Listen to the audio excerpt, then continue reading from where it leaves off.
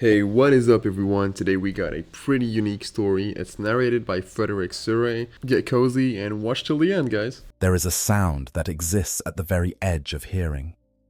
It is not quite music, and it is not quite a voice. It lives somewhere between a lullaby and a scream, and if you have ever found yourself awake at 3 in the morning, staring at a ceiling you cannot see, with a longing in your chest that you cannot name, then you have heard it. You just did not know what was calling to you. In the grim darkness of the far future, that sound has a name. It has a face. Though the face changes depending on who is looking at it. It has a throne built from the crystallized desires of 1 trillion souls, and it sits at the center of a realm so beautiful that merely glimpsing it through the veil of sleep has driven entire planetary populations to madness.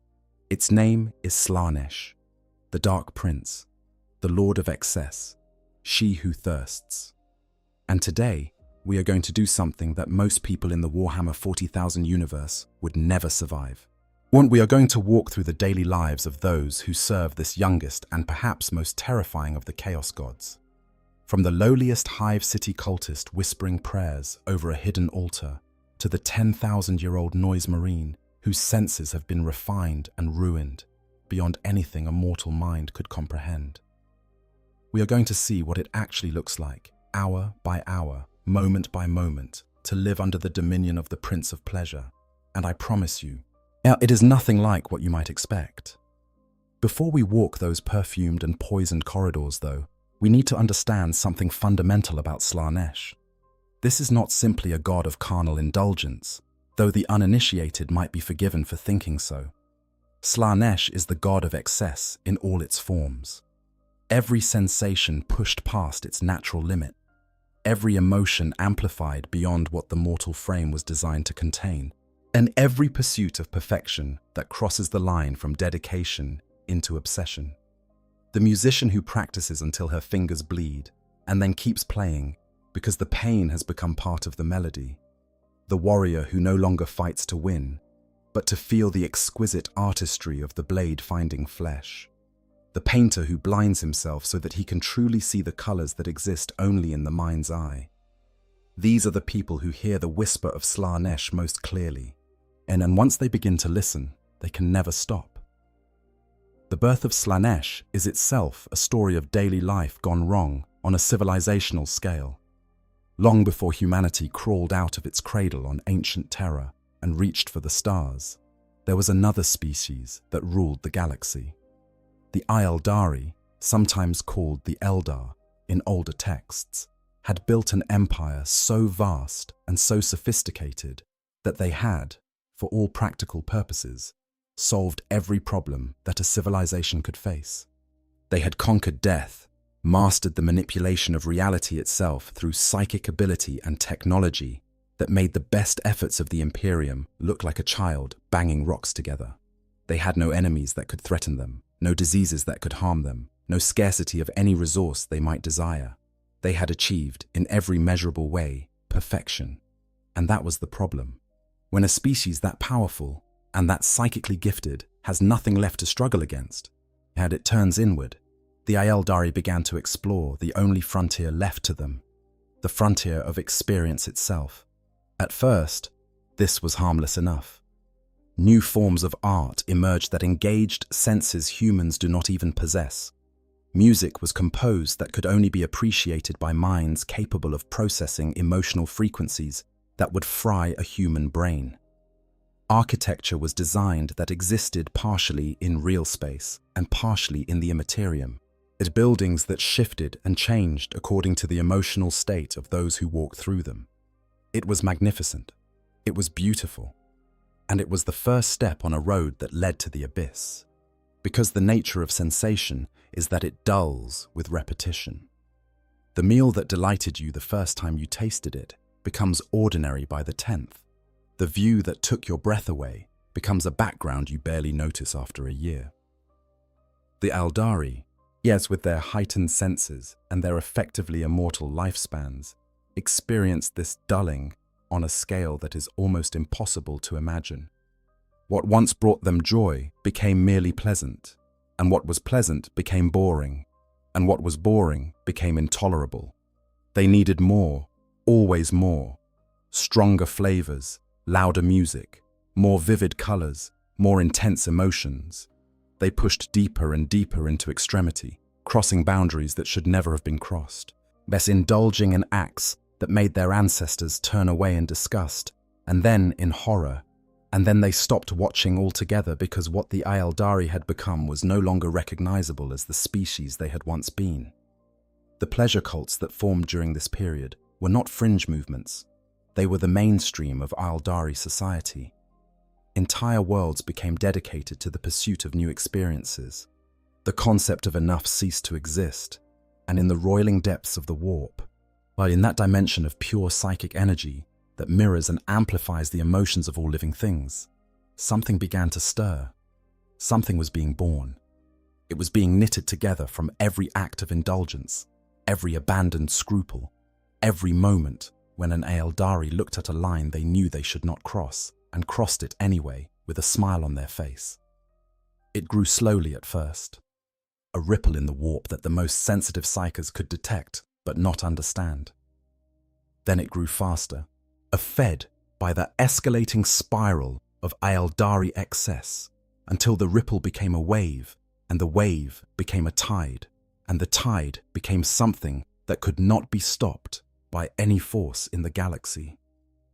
When Slaneesh was finally born, it did not arrive quietly. The psychic scream of its birth ripped a hole in the fabric of reality itself, a wound in space that still bleeds to this day. We call it the Eye of Terror. Millions of Aeldari worlds were consumed in an instant. It dragged screaming into the warp as the newborn god devoured the souls of the species that had created it. The Aeldari Empire, the greatest civilization the galaxy had ever known, was destroyed in a single moment of catastrophic birth. Those few Aeldari who survived did so either by being far from their homeworlds at the time, or by adopting extreme measures to protect their souls from the hungry newborn god that would pursue them for the rest of eternity. At the Craftworld Aeldari survived by binding their souls to spirit stones, crystalline matrices that prevented Slaneesh from claiming them at death. The Harlequins survived through a mysterious ritual that placed them under the protection of the laughing god, Kegorak. And the Drukhari, the dark kin who retreated into the webway city of Komorach, survived by feeding the hunger of Slaneesh with the suffering of others, a stopgap measure that required constant cruelty to maintain. All of them, as in their own way, live every single day with the knowledge that Slaneesh is waiting for them, that the Dark Prince thirsts for their souls with a hunger that can never be satisfied, that one moment of weakness, one lapse in their psychic discipline, and they will be devoured. That is the legacy of Slaneesh's birth. That is what happens when an entire civilization gives itself over to the pursuit of sensation without limit. And that should have been a warning to every other species in the galaxy. But of course, it was not. Because the thing about Slaneesh is that the Dark Prince does not need an entire species to fall. A single soul is feast enough.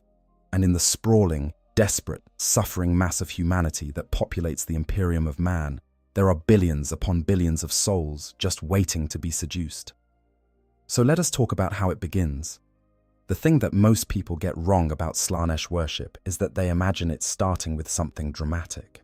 But they picture darkened rooms and forbidden rituals, hooded figures chanting around pentagrams drawn in blood, the sudden appearance of a demon with promises of power. And sometimes, yes, it does happen that way. But far more often, the road to Slaneesh begins with something so small and so ordinary that the person walking it does not even realize they have taken the first step. Imagine, if you will, a young woman living in the middle hive of a typical imperial world. Her name is not important. She could be anyone. She works in a manufactorum, assembling components for something she will never see completed, repeating the same motions 12 hours a day, 6 days a week, in a room so loud that she has already begun to lose her hearing. She sleeps in a hab block that she shares with 11 other workers, in a room barely large enough for her cot and a small locker that contains everything she owns. She eats nutrient paste that provides adequate sustenance but has never, not once in her 23 years of life, tasted good. She has never heard music that was not a hymn to the emperor played on a crackling Vox speaker. She has never worn clothing that was not standard issue. She has never seen a sunset because the hive walls block the sky. And she has never smelled a flower because nothing grows in the chemical-saturated air of the manufactory levels. She is not unhappy, precisely. She does not have the frame of reference for unhappiness because she has never known anything else. The Imperium is very careful about that. The ecclesiarchy teaches that suffering is holy, that toil is worship, that the reward for a life of faithful drudgery is peace in the emperor's light after death. And for billions of imperial citizens, this is enough. The faith sustains them, the routine structures them. The knowledge that they are part of something larger than themselves, that their labor contributes to the survival of humanity in a hostile galaxy, gives their existence a meaning that transcends its material conditions. But our young woman has a problem. She has an imagination, and one day, by pure accident, she finds something that the Imperium would very much prefer she had never discovered. Perhaps it is a scrap of fabric, a remnant of something that once belonged to a spire noble, one discarded during one of the periodic purges of decadence that sweep through the upper hive. It is silk, or something close to it, and when she touches it, the sensation is unlike anything she has ever experienced. The manufactorum issue clothing she wears is rough and functional, designed to last rather than to comfort. This fabric slides against her fingers like water made solid, cool, and impossibly smooth. And for one breathless moment, she feels something she has never felt before. Pleasure is pure, simple, physical pleasure, triggered by nothing more than the sensation of a fine material against calloused skin. That moment is the crack in the wall. And cracks, once formed, only widen. She begins to seek out other materials, trading small favors with the hab block recyclers, who sometimes come across fragments of luxury goods that have filtered down from the upper levels. A sliver of scented soap that smells of something she cannot name, but that makes her close her eyes and breathe deeper than she has in years. A broken piece of what might be a music box, which plays 3 notes of a melody that is more beautiful than any hymn she has ever heard. A colored stone, smooth and warm, that catches the flickering lumens of her hab and throws tiny rainbows on the wall. These are not evil things. There is nothing inherently wrong with enjoying a pleasant sensation or appreciating beauty. But in the context of imperial life, where every moment of pleasure is suspect and every departure from the norm is a potential heresy, they are dangerous. Not because of what they are, but because of what they awaken.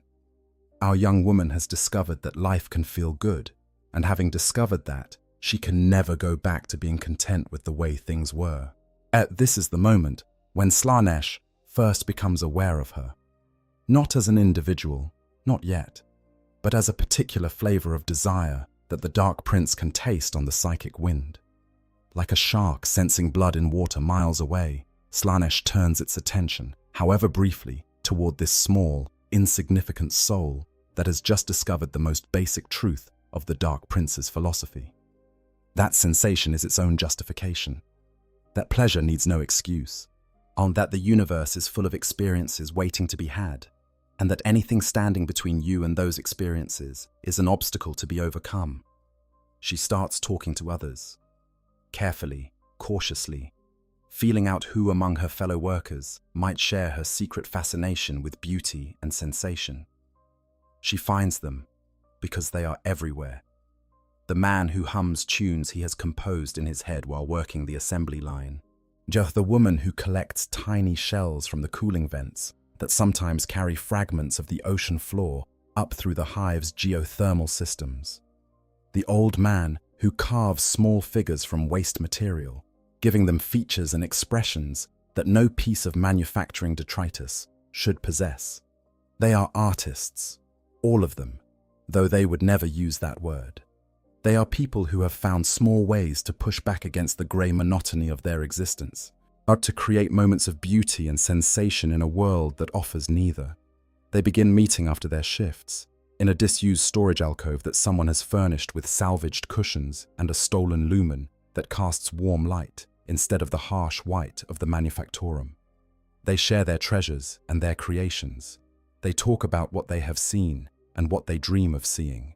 They develop rituals, not religious ones, not yet, but social rituals of greeting and sharing and appreciation that give their gatherings a sense of occasion and importance.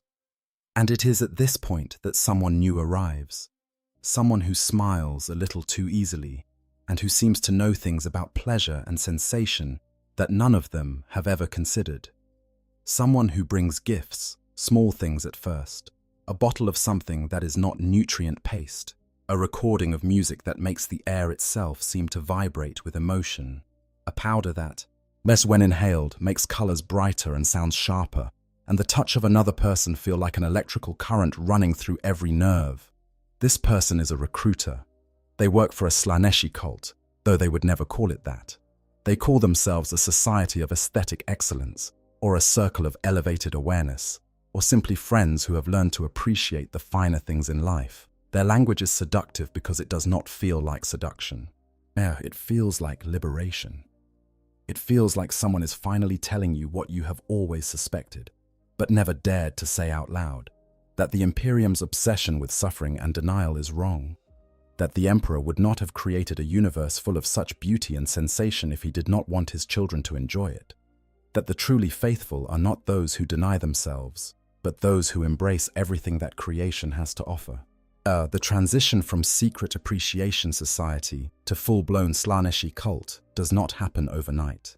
It happens in stages, each one seeming like a natural progression from the last.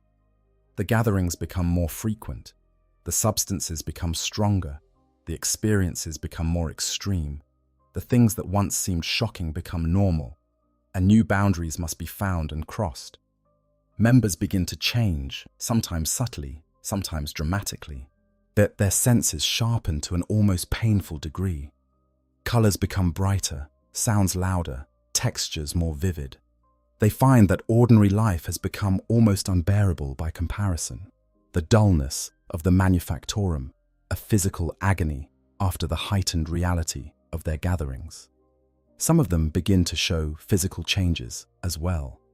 A pattern that appears on the skin like an elaborate tattoo, but that was never applied by any needle. As a lengthening of the fingers that makes them more graceful, but also somehow wrong. Eyes that catch the light in ways that human eyes should not. The number 6 begins to appear in their lives with increasing frequency, in the patterns of their scars, in the number of petals on the flowers they cultivate, in the rhythms of the music they create. By the time our young woman realizes what has happened, what she has become, it is far too late. She is not the person she was. She does not want to be the person she was. That person was numb and blind and deaf to the glories of a universe that thrums with sensation. This new version of her is alive in a way that the old version never was. She can feel the texture of the air on her skin. She can taste emotions in the breath of the people around her. She can hear the heartbeat of the hive itself, a rhythm that speaks to something deep inside her that has no name, but that she knows with absolute certainty, as belongs to the most beautiful being in the universe. She is a servant of Slaneesh now, and her daily life has become something that would make an inquisitor reach for a flamer. So what does a typical day actually look like for someone who has given themselves over to the service of the Dark Prince? The answer depends enormously on who they are and where they sit in the vast hierarchy of Slaneesh's followers.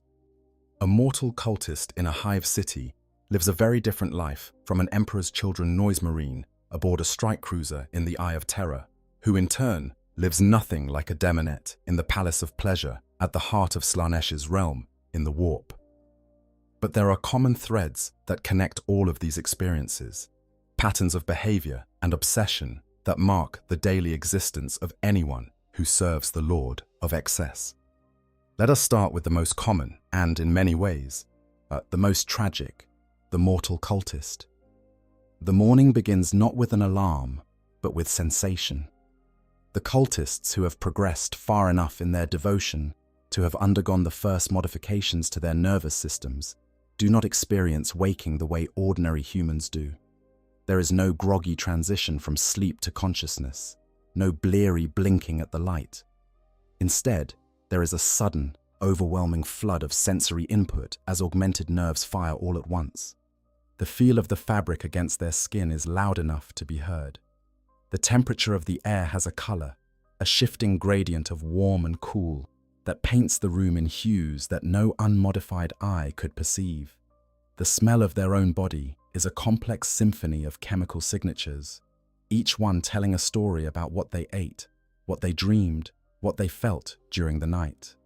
For a new initiate, this experience is overwhelming and often terrifying, as some cultists have been known to spend their first augmented morning curled in a ball, whimpering, unable to process the sheer volume of information that their modified senses are delivering. But for those who have lived with these changes for weeks or months, the morning flood is the first fix of the day, a rush of pure sensation that sets the baseline for everything that follows. And the baseline keeps rising, every week, every month, as the same intensity of sensation that once brought them to their knees becomes merely normal, and they need something stronger, something more, to achieve the same effect. The physical space in which a Slaneesh cultist lives tells you everything about their stage of corruption. Early-stage cultists often maintain the appearance of normal imperial citizens. Their hab blocks look the same as anyone else's, with perhaps a few more personal items than might be strictly standard. There's a piece of colored fabric hung as a curtain, a small collection of interesting stones arranged on a shelf, a candle that releases a scent when lit.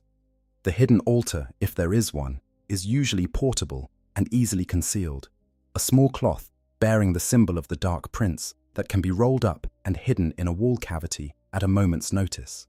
But as the corruption deepens, the living space transforms. Walls are covered with fabrics in every texture and color, creating a cocoon of sensation that insulates the cultist from the harsh reality outside. Lumens are replaced with candles or bioluminescent organisms that cast shifting, unpredictable light. The air is thick with incense and other, less identifiable substances that alter perception in subtle ways. Music plays constantly, sometimes from hidden speakers, sometimes from instruments that the cultists have crafted themselves, sometimes from sources that seem to have no physical origin at all. Every surface is designed to engage the senses, smooth metals beside rough stone, beside soft leather, beside something that pulses gently with its own warmth as if it were alive. The furniture, if you can call it that, is designed not for utility but for experience. There are no chairs, only arrangements of cushions and supports that can be configured into an infinite variety of positions, each one offering a different combination of comfort and pressure against the body. There are no tables, only surfaces at various heights that might hold food, art supplies, drugs, or objects whose purpose is not immediately apparent, but whose shapes invite the hand to touch and explore. The bed, if it exists as a separate item, is often the largest and most elaborate piece in the space, a construction of fabrics and supports and hidden compartments that serves as the central altar of the cultist's daily devotion. And the morning rituals of a Slaneesh cultist vary enormously from individual to individual, because one of the core tenets of Slaneesh's philosophy is that every person must find their own path to excess. There is no standard liturgy, no prescribed set of prayers to be recited at dawn. Instead, each cultist develops their own morning practice based on their particular obsession. For some, it begins with the careful preparation and consumption of food, not the nutrient paste of their former lives, but meals that have been crafted with obsessive attention to flavor, texture, temperature, and visual presentation. A single breakfast might take an hour to prepare and another hour to eat, every bite a meditation on the nature of taste and the infinite variations that can be coaxed from even the simplest ingredients. For others, the morning begins with the body itself. The application of cosmetics and the arrangement of clothing is not a practical exercise in appearance maintenance, but a form of worship. Every color choice, every texture, every accessory is selected to create a specific sensory effect, not just on those who see the cultist, but on the cultist themselves. The feel of a particular fabric against a particular area of skin, the weight of a piece of jewelry, the way a specific color interacts with the light at different times of day, all of these are considered with the same gravity that an imperial priest might bring to the selection of holy vestments. Still others begin their day with art, painting, sculpting, composing music, writing poetry, crafting objects of beauty from whatever materials are available. The creative drive of a Slaneeshi cultist is ferocious and unending, fueled by the heightened perceptions that their devotion brings and the desperate need to externalize the sensations that threaten to overwhelm them from within. The art they produce is often genuinely extraordinary. They're possessing a quality that is difficult to define but impossible to ignore. It speaks to something deep in the viewer, stirring emotions and desires that they might not have known they possessed. This is, of course, exactly the point. Slaneeshi art is not merely decorative. It is a vector of corruption, a beautiful trap that draws the admirer closer to the Dark Prince with every viewing. But regardless of how the morning begins, one element is universal: the prayer. It is not spoken aloud, for the followers of Slaneesh rarely use words when sensation will suffice. Instead, the morning prayer is an act of deliberate, focused pleasure. It might be a single perfect bite of food, savored with full attention. It might be the stroke of a brush across canvas, the bristles releasing a whisper of sound that sends a shiver down the spine. It might be nothing more than a deep breath. You're drawing the scented air into lungs that have been modified to extract every molecule of fragrance and deliver it to a brain that can process smells with the same complexity that an unmodified human reserves for sight. Whatever form it takes, the morning prayer is a moment of communion with Slaneesh. The cultist opens themselves to the warp, allowing the influence of the Dark Prince to flow through them, amplifying their senses still further, deepening their connection to the patron who has shown them what life can truly be. In that moment, they feel the presence of their God, like a warm current running through every nerve in their body, a presence that is simultaneously comforting and demanding, loving and hungry, beautiful and terrible. And then the day begins in earnest. For those cultists who still maintain a cover identity in imperial society, which is the majority of them in the early and middle stages of corruption, yet the contrast between their morning rituals and the rest of their day is almost unbearable. They walk out of their enhanced, sensation-saturated living spaces and into the grey, screaming, monotonous world of the imperial hive. The noise of the manufactorum, which once was simply unpleasant, is now physically painful to senses that have been cranked up to levels they were never designed to handle. At the nutrient paste that they must be seen eating in the refectory is an assault on a palate that has been trained to distinguish between 1,000 different flavors. The touch of standard issue clothing against skin that can feel the individual fibers of the fabric is an irritation that borders on agony. This is the hidden suffering of the early Slaneeshi cultist. They live in two worlds simultaneously, and the world of enhanced sensation that they have chosen and the world of imperial drudgery that they cannot yet escape. And the gap between those two worlds grows wider every day. It is this gap that drives the corruption deeper, because the only relief from the agony of normal life is more sensation, more enhancement, more of whatever their particular obsession demands.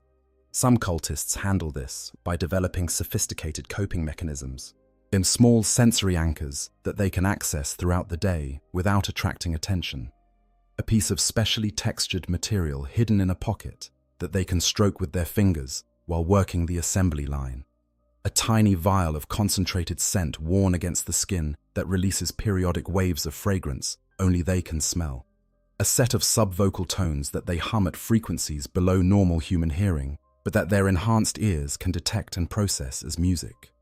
These anchors serve a dual purpose, maintaining the cultists' connection to sensation and preventing the buildup of sensory deprivation that can, in extreme cases, cause augmented cultists to lash out violently when the gap between their two lives becomes too wide to bear. Others cope by finding ways to bring their worship into their daily work. The assembly line becomes a canvas for tiny acts of artistry, components aligned with fractionally more precision than required, for tools maintained with a loving attention that transforms maintenance into meditation.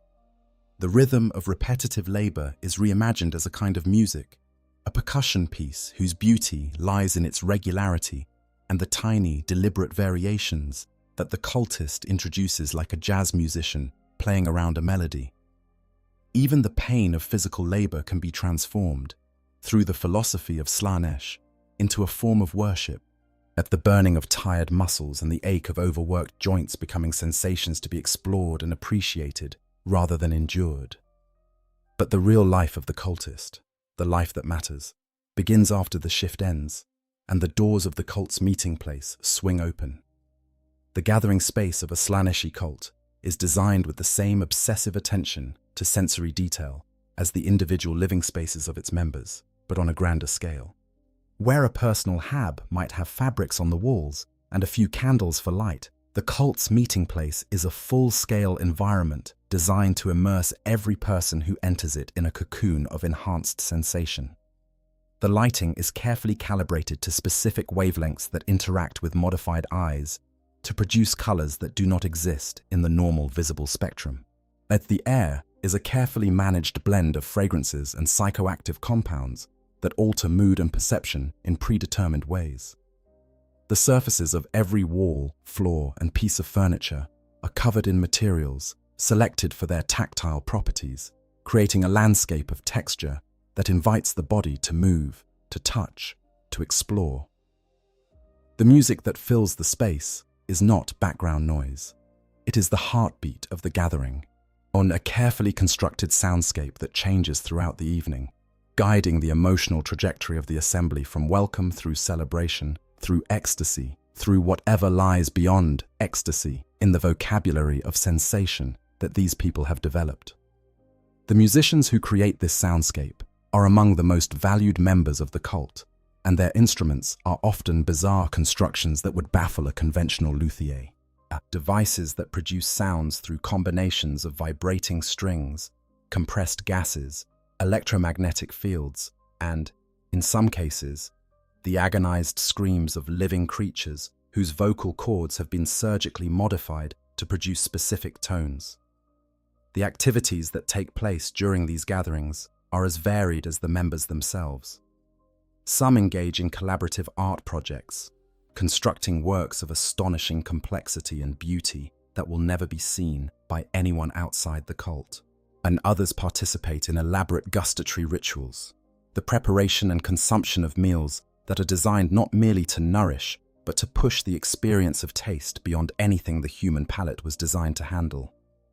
Still others engage in physical activities that blur the line between dance, combat, and something altogether more intimate, their enhanced bodies moving with a grace and precision that would be beautiful if the context were not so deeply disturbing. And through it all, there is the worship, not formal, not structured, not recognizable as worship to someone raised in the Imperial Creed. It is woven into every activity, like a thread of gold through dark fabric. Every sensation is dedicated to Slaneesh. Every moment of pleasure is an offering. Every new experience is a prayer. The cultists move through their evening in a state of constant, deliberate, focused awareness, treating every second as an opportunity to deepen their connection to the Dark Prince, get to feel the god's presence more strongly, to offer up the energy of their pleasure as fuel for the insatiable hunger of the youngest chaos god. As the evening deepens and the substances and rituals take effect, the individual identities of the cultists begin to blur. The boundaries between self and other, between pleasure and pain, between the material world and the warp, grow thin. In the most advanced cults, those that have been operating for decades or centuries and whose members have undergone extensive modification, the gatherings can reach a point where the veil between real space and the immaterium tears open entirely, and the cultists find themselves in the presence not merely of the god's influence, but of the god's servants. Demonettes, the lesser demons of Slaneesh, have been known to manifest at such gatherings, as their impossible beauty and their razor-edged claws, equally capable of delivering pleasure and death in the same stroke. When morning comes again, the cultists emerge from their gathering place blinking, dazed, often physically marked by the night's activities. They return to their habs, sleep for whatever hours remain before their shifts begin, and then rise to face another day of imperial drudgery, yet carrying within them the memory of pleasures that would make an inquisitor weep with horror and a burning, desperate need to experience them again. This is the daily cycle of a Slaneeshi cultist: agony and ecstasy, drudgery and transcendence, the grey world and the world of colour. And every day, the gap between the two grows a little wider, the need grows a little stronger, and the person they used to be fades a little further into the distant past. Now, picture something larger. Picture an entire hive city, one of those vertical mountains of metal and humanity that house billions of souls on the industrialized worlds of the Imperium. Picture the layers of that city, from the sunlit spires where the nobility lives in relative luxury, down through the middle hive where the working population toils in endless manufactorums, down further still into the underhive where the forgotten and the damned scrape out existences in darkness and decay. Every layer of this city has its own relationship with Slaneesh, and the cults that operate within it have adapted themselves to exploit the unique vulnerabilities of each social stratum. In the upper hive, among the nobility and the merchant houses, Slaneeshi cults operate with a sophistication that would impress even the most seasoned inquisitor. These are not gatherings of desperate workers seeking escape from misery.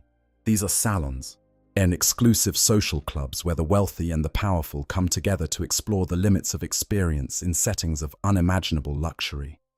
The organizers of these salons are often among the most respected figures in hive society: planetary governors, high-ranking administratum officials, ecclesiarchy confessors, even, on rare and terrible occasions, members of the Inquisition itself. They hide their devotion behind the facades of legitimate social clubs, art appreciation societies, more wine-tasting circles, and other gatherings that would attract no suspicion in a culture where the upper classes are expected to maintain certain social traditions. The daily life of an upper hive Slaneeshi cultist is a masterclass in deception and duality. In public, they are model imperial citizens. They attend church services with appropriate devotion.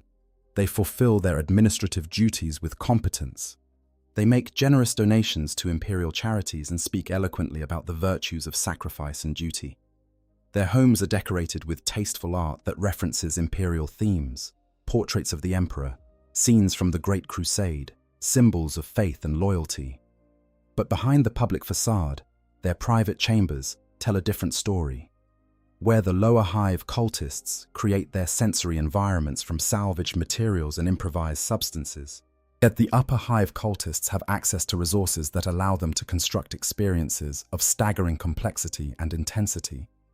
Private galleries display art that shifts and changes as you watch it, works created by corrupted artists whose brushes are guided by whispers from the warp.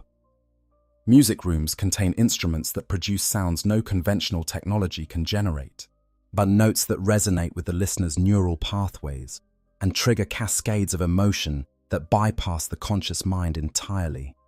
Dining rooms are equipped with kitchens where chemist cooks craft meals that are more chemistry experiment than cuisine, dishes that stimulate specific combinations of taste receptors in sequences designed to produce predictable emotional states. The personal modifications available to upper hive cultists are also far more advanced than what the lower classes can access. Where a manufactorum worker might have crude nerve augmentations performed by a cult chirurgeon in a back room, an upper hive noble can engage the services of renegade biosculptors and heretical tech adepts whose skills allow them to modify the human body with a precision and creativity that would horrify the Adeptus Mechanicus. Our senses can be sharpened to superhuman levels with minimal visible alteration. Pleasure centers in the brain can be expanded and refined, allowing for the experience of emotional states that have no names in any human language. The body itself can be sculpted into forms that blur the line between art and anatomy, each modification both beautiful and disturbing in equal measure. Now, I just want to take a quick second here to give you my honest take on all of this, because I think it needs to be said. The Custodes are hands down my favorite faction in all of 40k, and the reason is not because they're the strongest or the most overpowered, it's because their lore carries actual weight. Every time I sit down and read through their stories, especially the Webway War stuff, I genuinely get chills. The idea that 10,000 irreplaceable warriors were thrown into a meat grinder beneath the palace, fighting for years against something they could never truly beat, just to buy time, that is different. It's not a power fantasy, it's a tragedy wrapped in gold armor, and I think that is what makes them so compelling compared to a lot of other factions. They're not winning because they're cool, they are enduring because somebody has to. But anyway, that's just my 2 cents, let's go back to the video. The social dynamics within an upper hive cult are endlessly complex. Status is determined not by wealth or political power, though both are useful, but by the intensity and novelty of the experiences one can provide or endure. A cult member who creates a new sensation that no one in the group has experienced before gains enormous prestige. One who can endure an experience that drives others to tears of overwhelmed surrender is elevated in the hierarchy. The competitions that arise from this status system drive the cult's members to ever greater extremes, in each trying to outdo the others in the pursuit of the unprecedented, each pushing the boundaries of what the human body and mind can contain. The meetings of an upper hive cult are planned with the same meticulous attention to detail that the Imperium brings to military campaigns. Weeks of preparation go into a single evening's gathering. The host selects a theme, an organizing principle around which the night's experiences will be structured. It might be a specific emotion, a particular sense, and a concept drawn from philosophy or art, or some more esoteric discipline. Everything about the gathering, from the lighting, to the temperature, to the music, to the substances consumed, to the activities undertaken, is designed to explore that theme with the thoroughness and creativity that only beings of enormous wealth and corrupted genius can bring to bear. The guest list is carefully curated. Each attendee brings something unique to the evening, a talent, a sensitivity, a physical quality that adds to the collective experience. New recruits are introduced gradually, their responses to each escalation carefully monitored and assessed. Those who show promise are encouraged.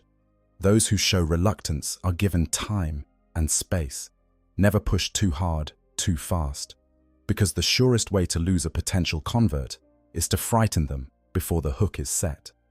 Only when a recruit has been thoroughly seduced, when their desire for the experiences the cult provides has overridden their fear and their faith, are they introduced to the deeper mysteries of Slaneesh's worship.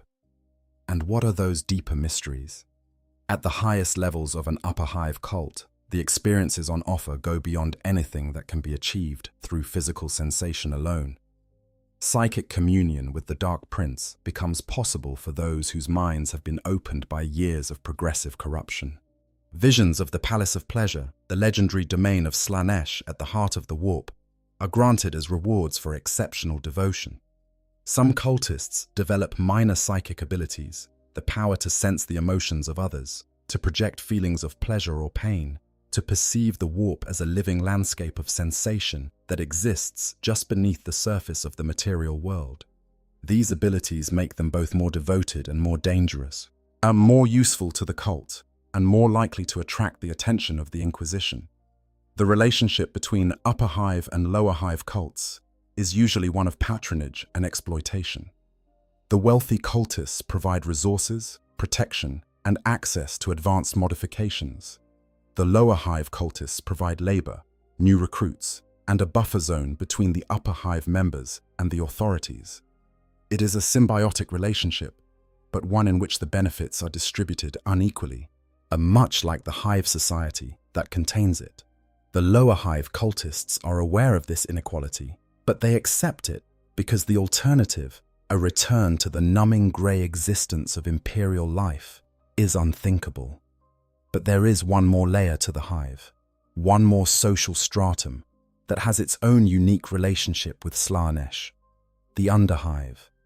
In the lightless depths beneath the functional levels of the hive, where the structures of civilization have decayed into a maze of collapsed tunnels and repurposed waste, the worship of Slaneesh takes on its most extreme and most horrifying forms.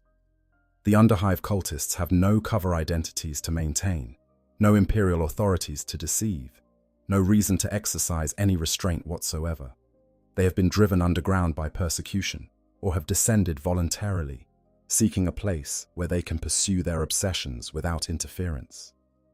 Down here, the cults are not secret societies, they are communities, entire populations of the devoted, who have organized their collective existence around the worship of the Dark Prince. The daily life of an underhive Slaneeshi cultist is one of almost total immersion in the sensory world of their god. The spaces they inhabit have been transformed beyond recognition, the industrial infrastructure of the collapsed hive levels repurposed into vast, as labyrinthine environments that assault the senses from every direction.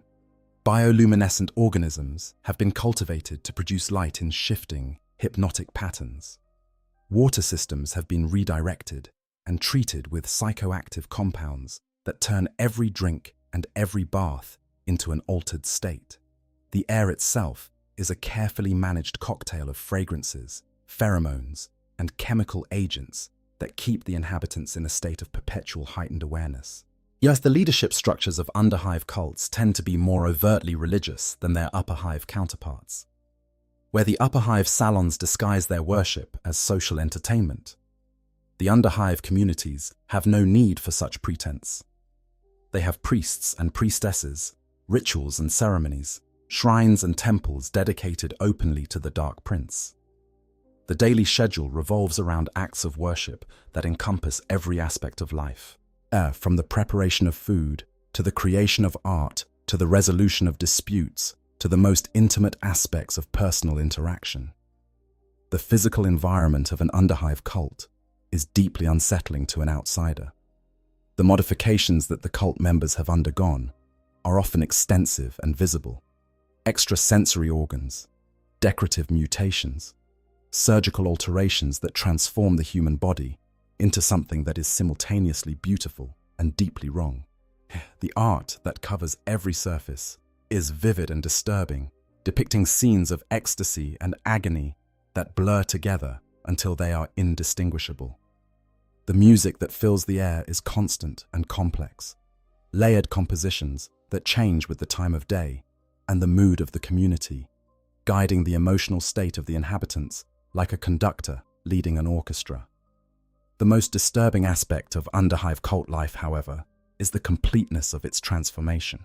Or where upper hive and middle hive cultists still live partially in the world of the Imperium, the underhive communities have created their own world entirely. They have their own economy, based on the exchange of sensations and experiences rather than money. They have their own system of governance, usually centered on a council of the most advanced adepts whose sensitivity to the warp allows them to claim a direct connection to the will of Slaneesh. They have their own education system, as in which children born to the community are taught from birth to perceive the world through the lens of Slaneeshi philosophy, their senses deliberately enhanced and their minds shaped to seek pleasure in all things. The fate of these children is perhaps the most disturbing element of all.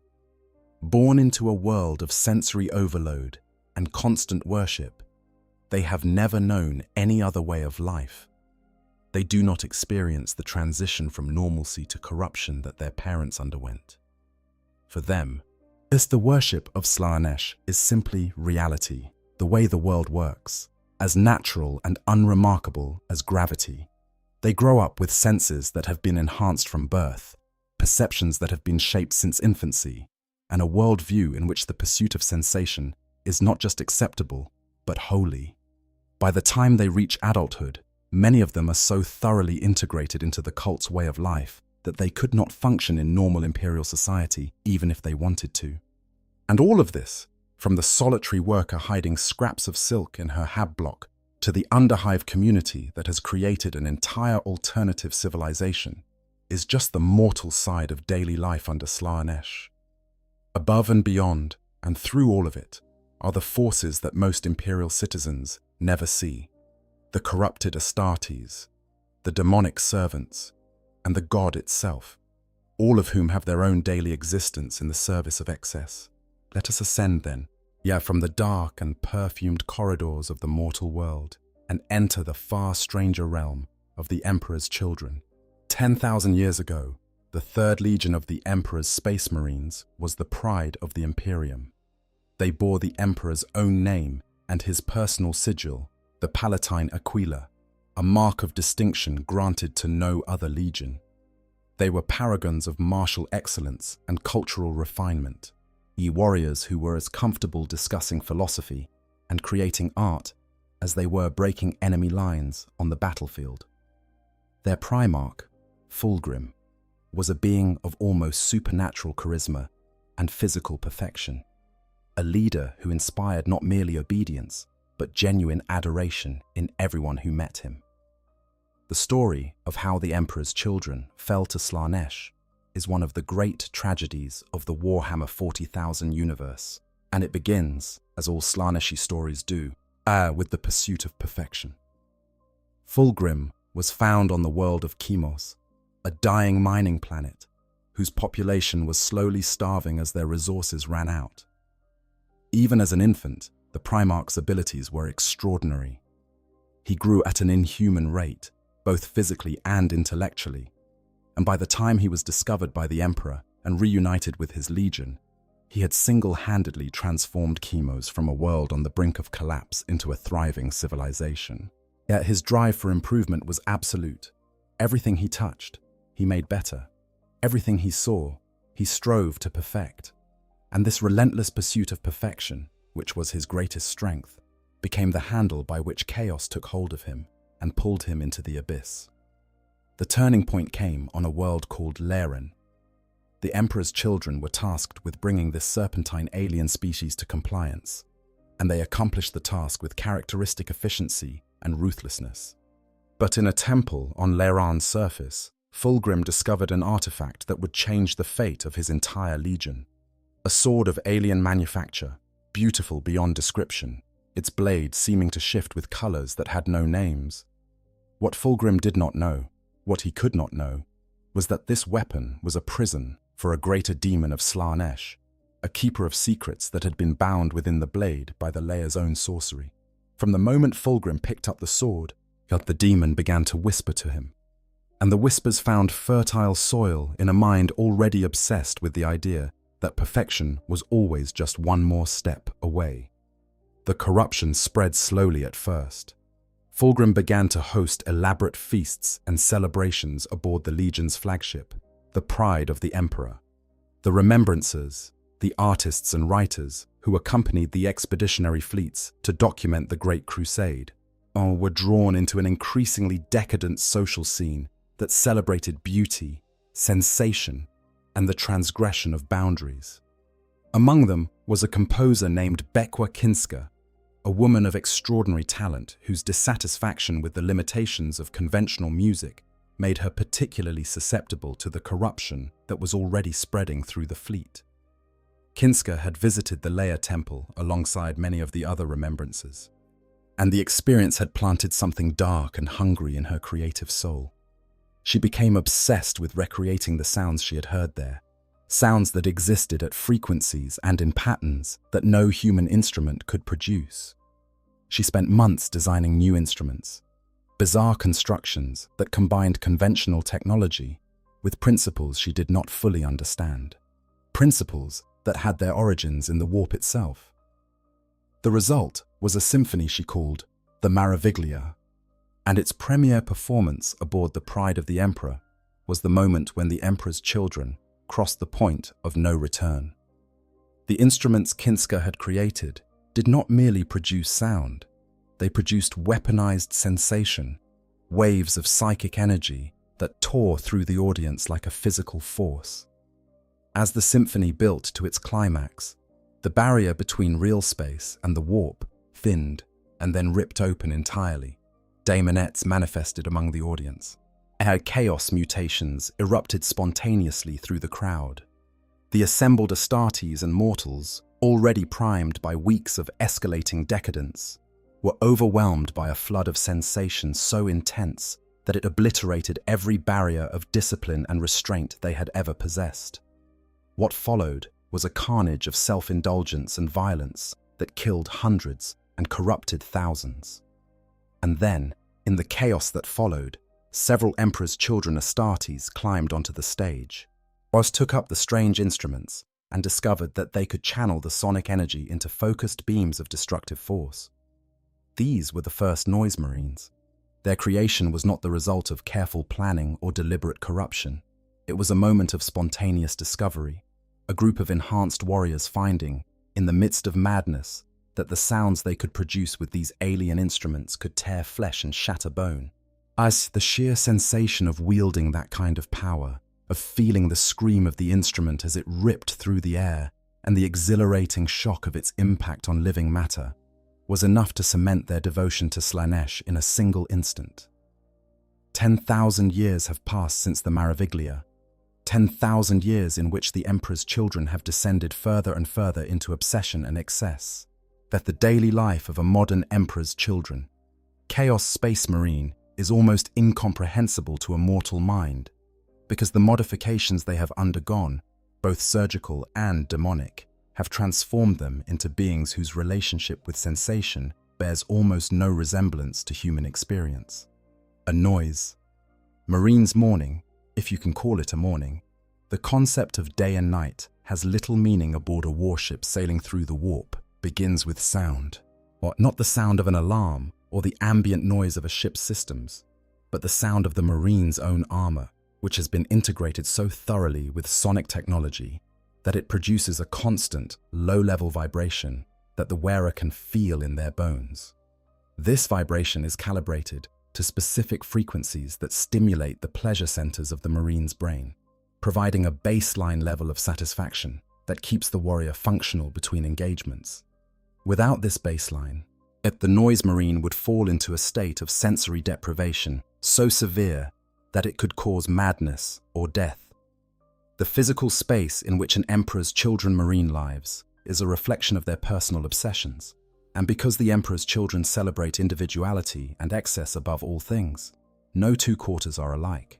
Some are workshops, filled with tools and materials for the creation of increasingly extreme sonic weapons or for the modification of their own bodies. Others are galleries, displaying collections of trophies and art that span 10 millennia of raiding and conquest. Still others are laboratories, where the Marine experiments with chemical compounds, biological agents, or psychic techniques that push the boundaries of sensation in new and previously unimagined directions. The armor of a noise Marine is itself a work of art, a constantly evolving canvas that reflects the wearer's aesthetic preferences and stage of corruption.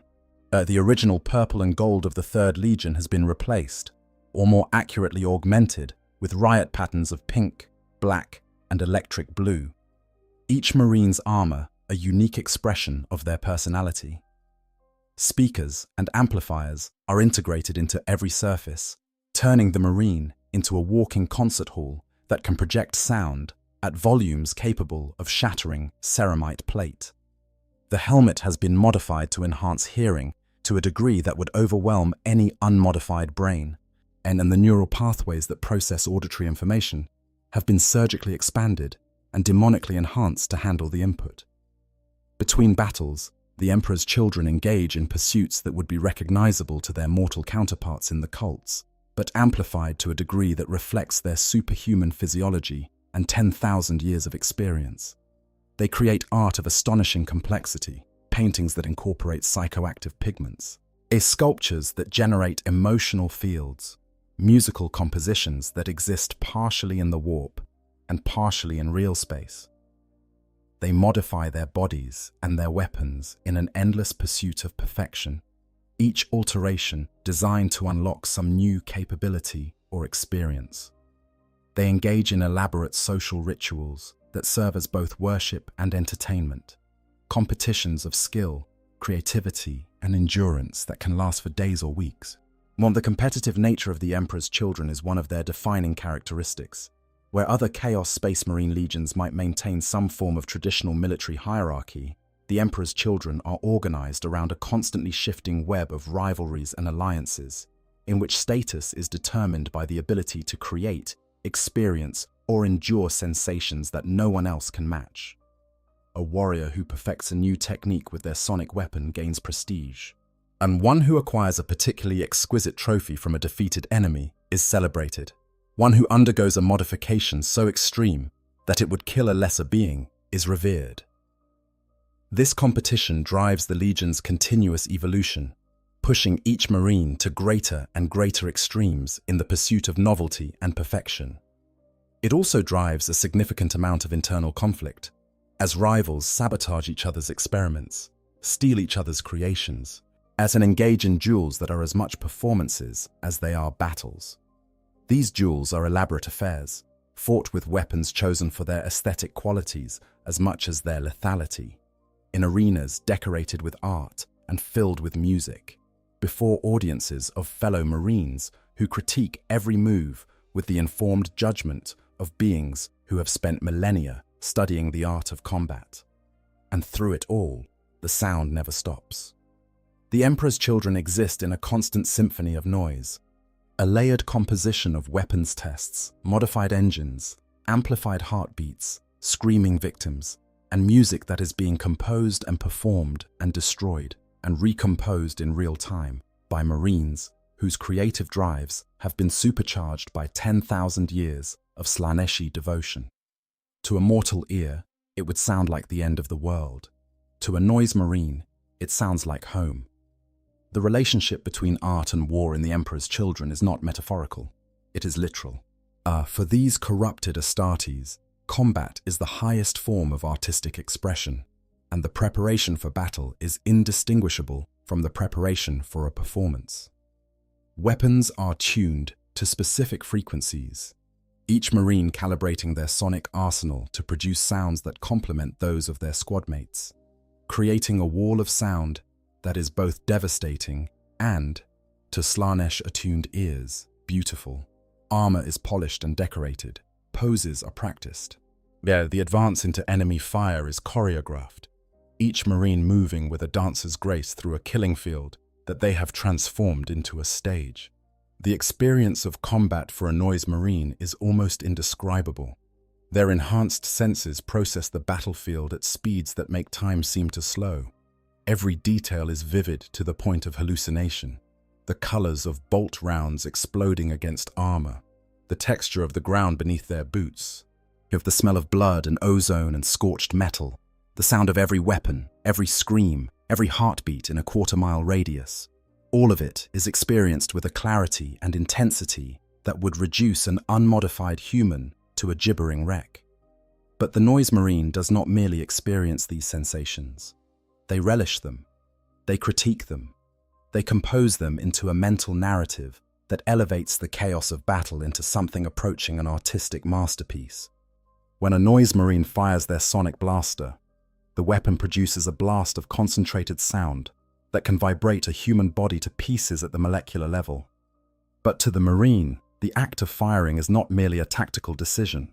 It is a musical note, a contribution to the symphony of destruction that the squad is collectively composing. The pitch, duration, and direction of each blast are chosen not only for their tactical effectiveness, but for their aesthetic contribution to the overall soundscape. The best noise Marines, the ones whose skills have been honed over millennia, can conduct an entire battle like a maestro leading an orchestra, directing the fire of their squad to create patterns of sound that are as complex and deliberate as any concert hall performance. This is why the Emperor's Children are so terrifying to fight against. They are not merely trying to kill you, They are trying to make your death beautiful. And there is something profoundly disturbing about facing an enemy who views your suffering as a creative medium, who will take the time to ensure that every cut is placed with artistic precision, who will modify their approach mid-engagement, not because their strategy is failing, but because they have thought of a more elegant way to achieve the same result. But the mortal realm and the battlefields of real space are not the only places where daily life under Slaneesh unfolds. Beyond the material universe, in the roiling, emotion-driven dimension known as the warp, lies a realm so strange and so seductive that merely knowing of its existence has been enough to drive men mad. The palace of Slaneesh, the domain of the Dark Prince, is the ultimate destination of every Slaneeshi soul, as the promised paradise that every cultist dreams of and every demon calls home. And what happens there, on a daily basis, if such a concept can even be applied to a dimension where time is a suggestion rather than a law, is perhaps the most fascinating and the most horrifying aspect of life under the youngest chaos god. The Palace of Slaneesh is not a building, though the word palace suggests one. It is a realm unto itself, a vast and constantly shifting landscape of desire and temptation that exists at the heart of Slaneesh's domain in the warp. It is surrounded by 6 concentric rings, each one a domain dedicated to one of the 6 deadly seductions that form the pillars of Slaneesh's philosophy. These rings are not merely defensive barriers, though they serve that function. They are expressions of the god's nature, physical manifestations of the desires that fuel Slaneesh's power, and each one is home to countless souls who have been drawn in and trapped by their own inability to resist what the ring offers. The first ring is the Circle of Avidity. To enter Slaneesh's domain from the warp is to find yourself in a landscape of impossible wealth. Mountains of gold and jewels stretch to horizons that seem impossibly far away. Treasure chests overflow with artifacts of breathtaking craftsmanship. Our weapons of legendary power lie scattered on the ground, as if discarded by beings who had no use for them. Every object that you have ever coveted, every possession you have ever wished for, is here, waiting to be picked up and claimed. The air itself seems to shimmer with promise, and the ground beneath your feet is soft and warm, as if the very earth is welcoming you home. But every treasure is a trap. To touch any object in the Circle of Avidity is to be consumed by the desire for more. The moment your fingers close around a golden coin, you find that there is a larger coin just a few steps away, and beyond that, a chest of diamonds, and beyond that, a crown of purest adamantine.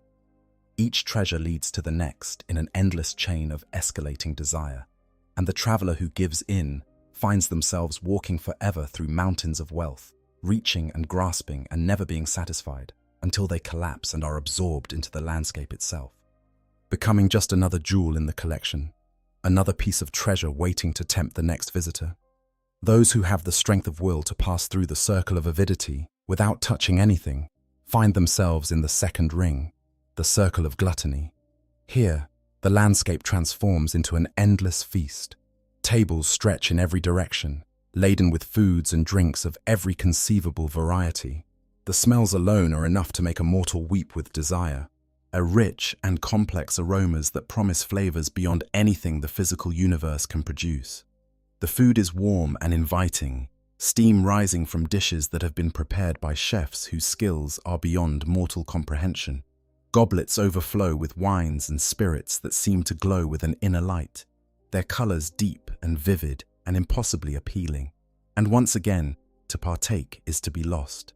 And a single bite of food in the Circle of Gluttony triggers a hunger so vast and so consuming that the eater cannot stop.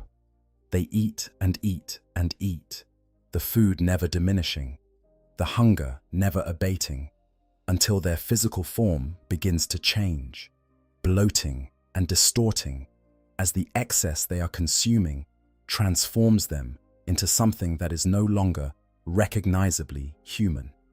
They become permanent residents of the circle, living monuments to their own appetite, still eating, still hungry, and still reaching for the next morsel. even as their bodies have been stretched and twisted beyond all natural limits. The third ring is the circle of carnality, and this is where the temptation becomes most personal. The landscape here is shaped by the deepest desires of the traveler's heart. Whatever they long for most, whatever secret yearning they carry, buried in the innermost chambers of their soul, it is here, made manifest in flesh and form, and waiting for them with open arms. For some, why, it is a lost love returned to life. For others, it is a version of themselves that is everything they have always wanted to be. For still others, it is something stranger, a sensation, a connection, a communion that they have felt the absence of their entire lives without ever being able to name what they were missing. The fourth ring, the circle of paramountcy, appeals to the desire for power. Here, the traveler is greeted by roars of adulation from vast crowds, by the sight of armies pledging their loyalty, by the sensation of absolute and unquestioned authority over everything they survey.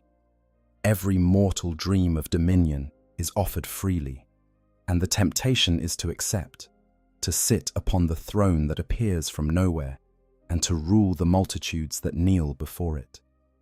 Those who do find that the power is real, for a moment, before the crowds turn hungry, and the loyalty becomes chains, and the throne becomes a prison from which there is no escape.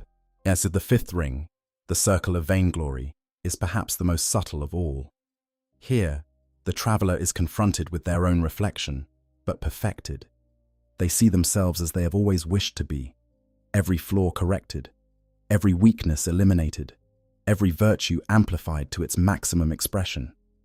They are beautiful, strong, wise, talented, loved, admired, everything they have ever aspired to be, staring back at them from a mirror that seems to pulse with warm, inviting light.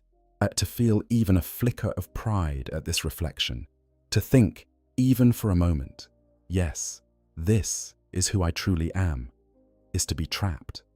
The mirror becomes a cage of narcissistic obsession, the viewer unable to look away from the perfected image of themselves, unable to accept that the reality is anything less than the reflection.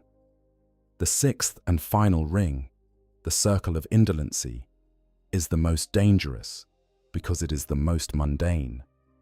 After surviving the temptations of greed, appetite, desire, power, and vanity, the traveler arrives in a place that seems, at first glance, like a simple, peaceful meadow.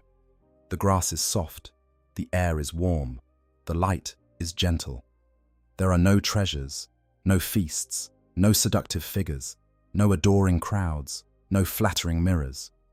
There is only peace and rest and the overwhelming sensation of safety and contentment. For a traveler who has just endured the assault of 5 successive rings of temptation, this 6th ring is almost irresistible. The desire to simply sit down, to close one's eyes, to rest for just a moment in this gentle, quiet place is so powerful that it takes a will of adamantine to refuse it. And those who give in, those who allow themselves even a second of relaxation, fall into a coma from which there is no awakening. They dream, and their dreams are pleasant, and they never open their eyes again. Their bodies become part of the landscape, peaceful figures resting eternally in the soft grass. Their expressions serene, their minds lost in blissful oblivion. Beyond the 6 circles lies the palace itself, and if the circles are traps, the palace is the bait. It is described by the vanishingly small number of beings who have reached it and returned to tell the tale as a structure of impossible beauty. Its towers seem to be made of crystallized light. Its walls pulse with a warmth that suggests something alive. Its doorways are always open, always inviting, and the sounds that drift from within are sweet enough to make the stars themselves lean closer to listen. Within the palace, the demons of Slaneesh hold court. Demonettes glide through hallways that shift and change according to the mood of their master. Fiends of Slaneesh roam the grounds in packs, hunting for entertainment as much as sustenance.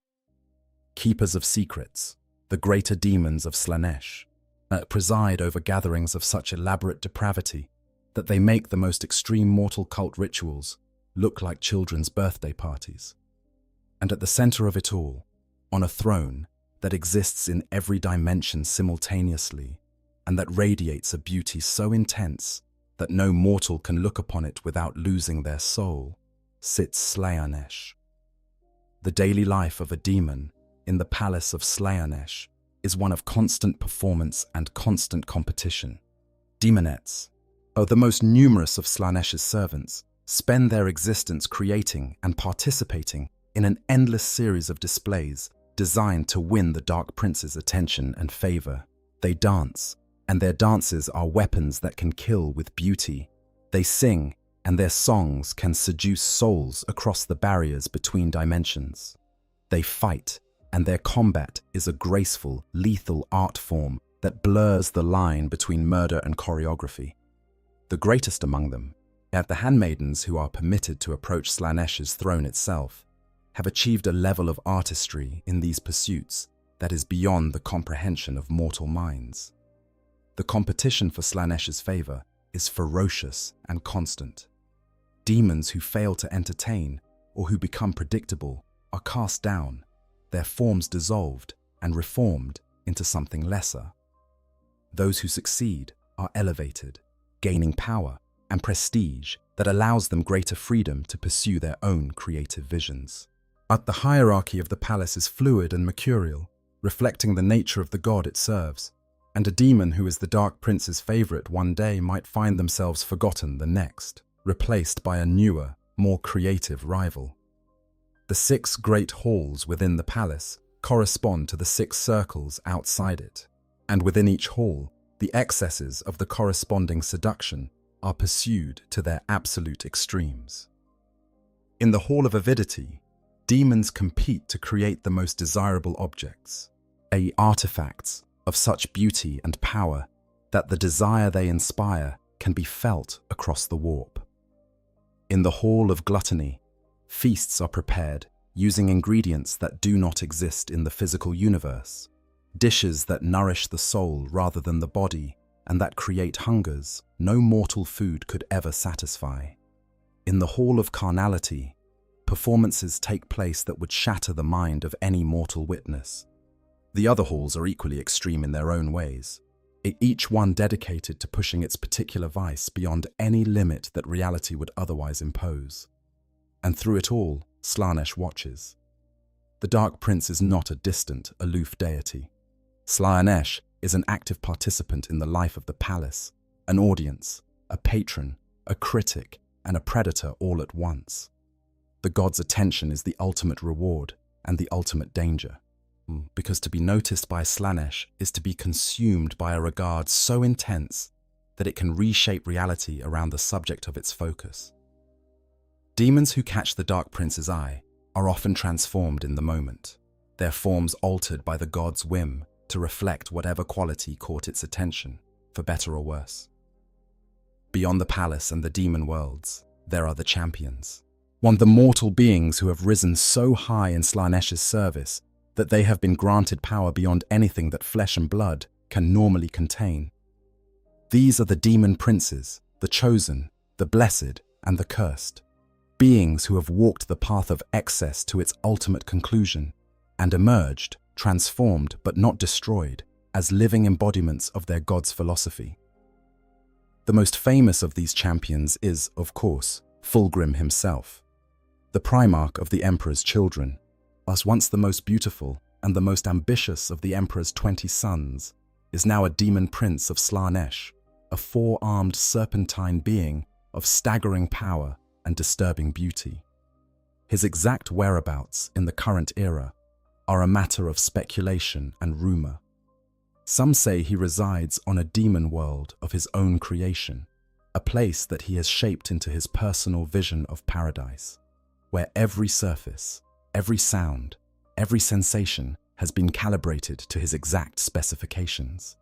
Others say he wanders the warp, visiting the palace of Slaneesh as a favored guest, engaging in contests of artistry and excess with the keepers of secrets, always seeking the next experience that will satisfy a hunger that has been growing for 10,000 years. The daily life of a demon Primarch is difficult to define because the concept of a day, with its implication of a regular cycle of activity and rest, has little meaning for a being who exists outside the constraints of normal time. Our Fulgrim does not sleep. He does not eat, at least not in the conventional sense, though he does consume, taking in the psychic energy of sensation and emotion the way a mortal takes in food. He does not rest, because rest implies a state of inactivity, and for a being whose every moment is an opportunity for experience, inactivity is a concept that no longer applies. What Fulgrim does, according to the fragmentary accounts that have filtered back to the Imperium through captured cultists and the confessions of turned heretics, is create. He sculpts worlds. He composes symphonies that span galaxies. He paints with the stuff of reality itself, using warp energy as his medium and the emotions of living beings as his palette. His creations are said to be of such extraordinary beauty and such profound horror that the few mortals who have glimpsed them have been changed forever. Are some driven to madness, others to a state of ecstatic devotion that transcends anything achievable through conventional worship. And then there is Lucius. Lucius the Eternal, the Soul Thief, Fulgrim's champion, the most feared duelist in the galaxy. Lucius's daily life is defined entirely by a single terrible gift bestowed upon him by Slaneesh. He cannot truly die. Oh, he can be killed. His body can be destroyed. His heart can stop beating. But anyone who kills Lucius and feels even the slightest moment of pride or satisfaction in having done so will find themselves changing. Over the course of days or weeks, the killer's body transforms, their skin pushing up in ridges that form the maze of scars that Lucius wears across his face and chest, their identity dissolving as Lucius's consciousness reasserts itself within their flesh. When the transformation is complete, Lucius lives again, and his killer has become nothing more than one of the many screaming faces that decorate his armor, trapped for eternity in the writhing metal, aware but unable to do anything but suffer. This curse, this gift, defines Lucius's existence. He wanders the galaxy seeking the greatest warriors he can find, challenging them to combat, relishing both the thrill of the fight and the absolute certainty that, win or lose, he will endure. He has died more times than he can remember. He has been killed by space marines, by Drukhari archons, by demon-possessed plague champions, even by a Necron duelist whose body of living metal could not resist the curse, because even a machine mind could not help taking cold pride in its victory. Each death is an experience, a new sensation to be catalogued and savored. Each rebirth is a reminder of Slaneesh's favor and of the terrible price that favor extracts. Lucius's daily routine, but when he is not actively engaged in hunting a worthy opponent, is one of relentless self-improvement. He practices his swordsmanship for hours at a time, perfecting techniques that have been honed over 10,000 years of constant combat.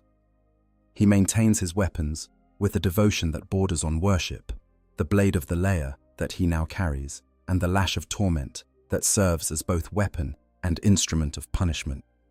He meditates, though his meditation is nothing like the disciplined, as inward-focused practice of a loyal Astartes.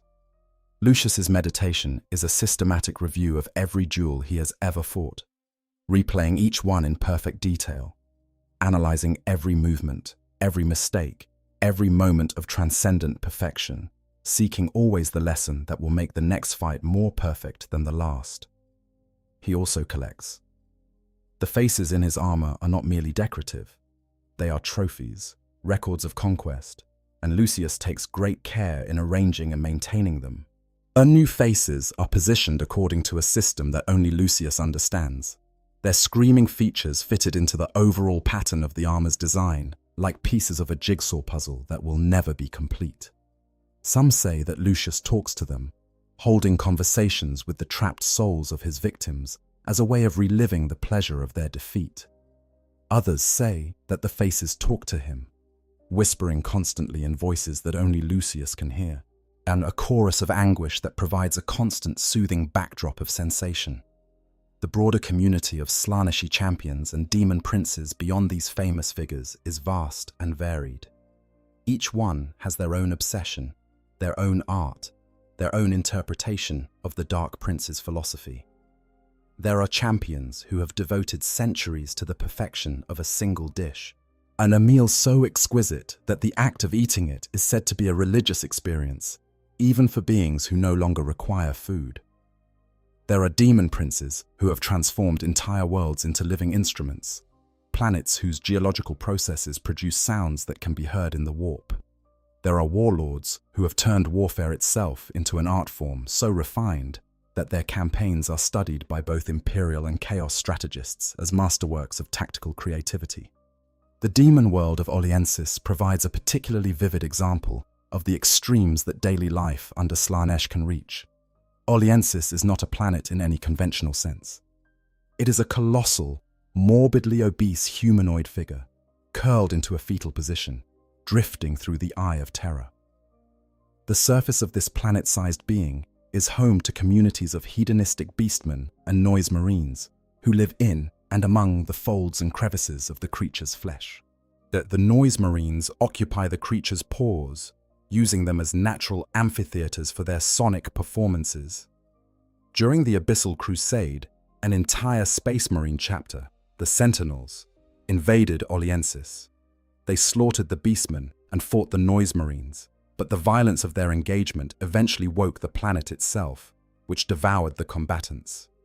The surviving Sentinels, trapped inside the creature's body, were eventually forced into cannibalism to survive and re-emerged centuries later as the corrupted Corpus Brethren. Similarly, the hive world of Dural was transformed when the Hadex anomaly washed over it, and Slaneesh claimed the planet. The hive city of Hive Primus was transformed from stone and steel into living flesh. The unfortunate residents, whose habitations were on the outer edges, found themselves being drawn into the walls, their bodies becoming the mortar of this new, living structure. Yet their mouths were positioned facing inward, so that all within could hear their sounds of agony and ecstasy. The upper spires became dens of decadence. The middle hive became a gathering place of open worship. The lower levels became something that no imperial report has adequately described, though the fragments that exist suggest experiences that stretch the limits of human language. These demon worlds represent the end state of daily life under Slaneesh writ large, yet they are what happens when Slaneesh's influence is given free rein without any opposing force to check it. The daily life of their inhabitants, if it can be called life, is one of total immersion in sensation. There are no routines, because routine implies predictability, and predictability is the antithesis of everything Slaneesh represents. There are no rest periods, because the modified flesh and demonically sustained bodies of the inhabitants do not require rest in the conventional sense. There is only experience, endless and escalating, sensation piled upon sensation, until the concept of a distinct individual existence becomes meaningless, and the inhabitant is absorbed into the collective consciousness of a world that exists solely to feel.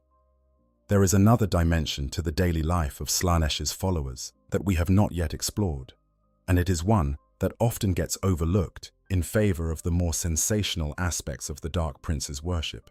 As I am talking about the pursuit of perfection as a discipline, because while much of what we have discussed centers on pleasure and sensation, Slaneesh is not merely a god of indulgence.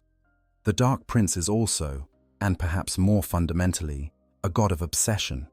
And obsession, in its purest form, is not about feeling good. It is about the relentless, consuming, all-encompassing drive to be the absolute best at whatever you have chosen to be the best at. Consider the warrior devotee of Slaneesh, who does not care about music or art or cuisine, but who cares, with every fiber of their being, about the art of the blade. For this individual, daily life under Slaneesh is not a parade of sensory indulgence. It is a monastic existence of practice and refinement that would make even the most disciplined imperial swordmaster look like a casual hobbyist. They wake and they train. They eat food chosen not for its flavor, but for its nutritional efficiency, and because every calorie must serve the body's ability to perform at its peak. They study their own movements with a critical eye that misses nothing, that notices when a thrust is 1 millimeter off-center and spends the next 6 hours correcting that error. They analyze the fighting styles of every opponent they have ever faced, breaking each one down into component techniques and developing counters that are themselves works of tactical art. Yet this kind of Slaneesh devotee is in some ways more dangerous than the pleasure-seeking hedonist, because their corruption is hidden beneath a veneer of discipline and focus that can easily be mistaken for the virtues that the Imperium prizes most highly. A warrior seeking perfection in combat does not look like a heretic. They look like an exemplary soldier. They are promoted, praised, held up as an example to others, and all the while, the obsession that drives them is eating away at the boundaries of their humanity, pushing them toward acts of progressively greater extremity in the pursuit of the flawless kill, the perfect parry, the transcendent moment of combat where everything aligns and the blade becomes an extension of the soul itself. This is how Slaneesh corrupts the most unlikely of targets, not through temptation, but through amplification. The god does not need to change what you care about.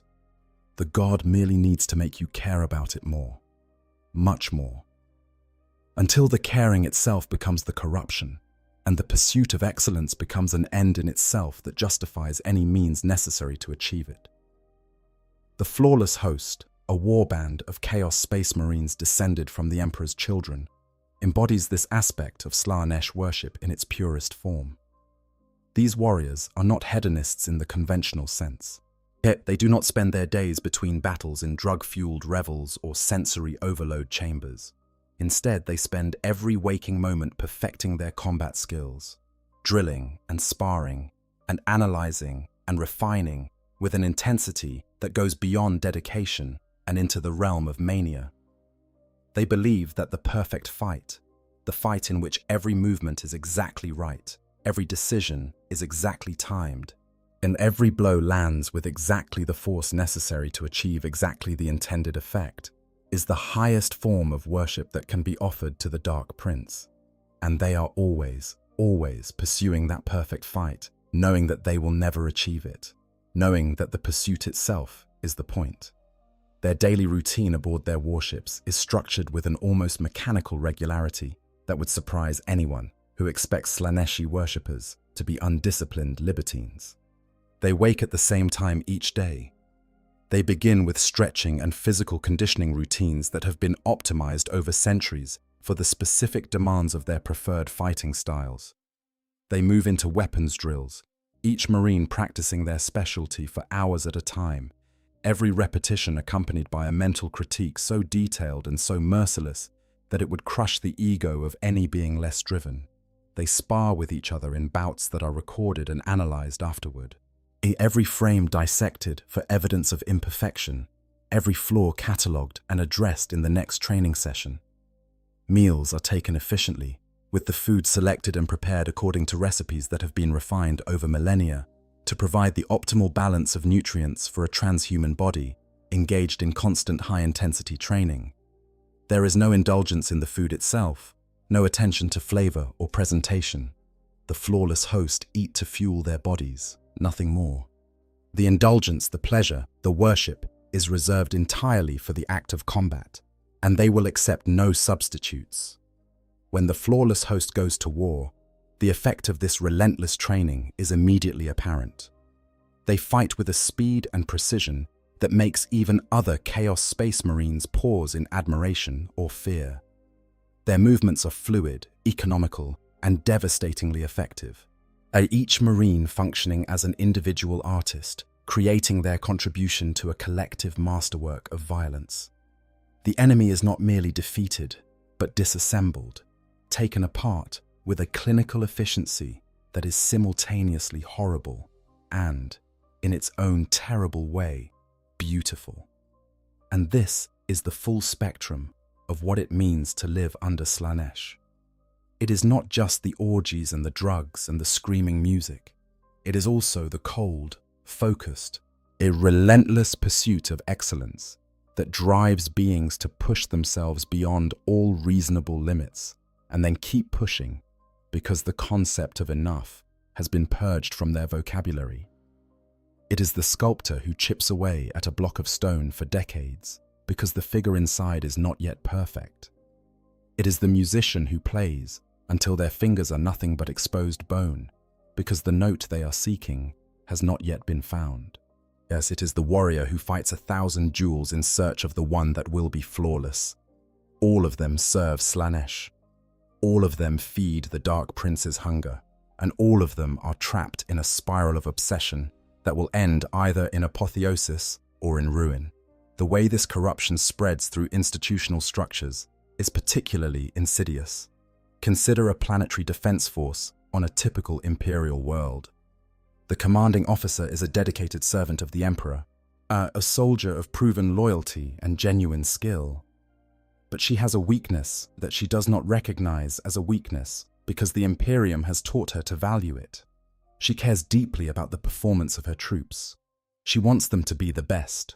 She pushes them hard in training, drives them to exceed their limits, and takes great pride when they perform well in combat. This is, by Imperial standards, admirable. It is exactly what a commanding officer should do. But there is a point where dedication becomes obsession, and obsession becomes something else entirely. When the commanding officer begins to see casualties not as tragedies, but as data points in an optimization problem. When she starts to modify training routines not to improve survival rates, but to produce more aesthetically pleasing combat performances. And when she begins to select her soldiers, not for their loyalty or their courage, but for their physical grace and their ability to execute maneuvers with mathematical precision. When the parade ground inspections become less about readiness and more about the visual beauty of perfectly synchronized movement. When the after-action reports stop focusing on objectives achieved and start describing the elegance of particular engagements with a reverence that borders on the poetic. Yet none of these individual changes is dramatic enough to trigger an alarm. Each one seems like a natural extension of the last, a slight deepening of an existing tendency rather than a fundamental change in character. But taken together, they represent a transformation so complete that by the time anyone realizes what has happened, the commanding officer is no longer serving the Emperor. She is serving an aesthetic ideal that has its roots not in imperial doctrine, but in the philosophy of the Dark Prince. Her troops, trained to perfection and drilled to exhaustion, have become instruments of art as much as instruments of war. And when Slaneesh finally makes contact, when the whisper becomes audible, when the commanding officer feels the Dark Prince's attention fall upon her like warm sunlight on cold skin, she does not recoil, she leans in. Because the Dark Prince is offering her the one thing the Imperium never could, the promise that perfection is achievable, that the perfect army, the perfect battle, the perfect kill is not a distant ideal, but a real, tangible possibility that she can reach if she is only willing to push a little further. This pattern of institutional corruption is repeated across every level of imperial society, and artisan guilds whose dedication to craftsmanship slides into an unhealthy obsession with flawlessness. Medical practitioners whose commitment to healing evolves into a fascination with the limits of the human body. Administratum clerks whose love of order and efficiency becomes a mania for the perfect system, the perfect procedure, the perfect form. In every case, the corruption follows the same trajectory. From admirable dedication, through excessive commitment, through obsessive pursuit to the point where the pursuit itself becomes more important than its stated goal. And the practitioner realizes, with a thrill of recognition that they mistake for revelation, that the destination was never the point. The journey is the point. The striving is the point. The constant, relentless, never-ending pursuit of something, just a little bit better than what you have now, that is Slaneesh. As that is the Dark Prince's gift and the Dark Prince's curse.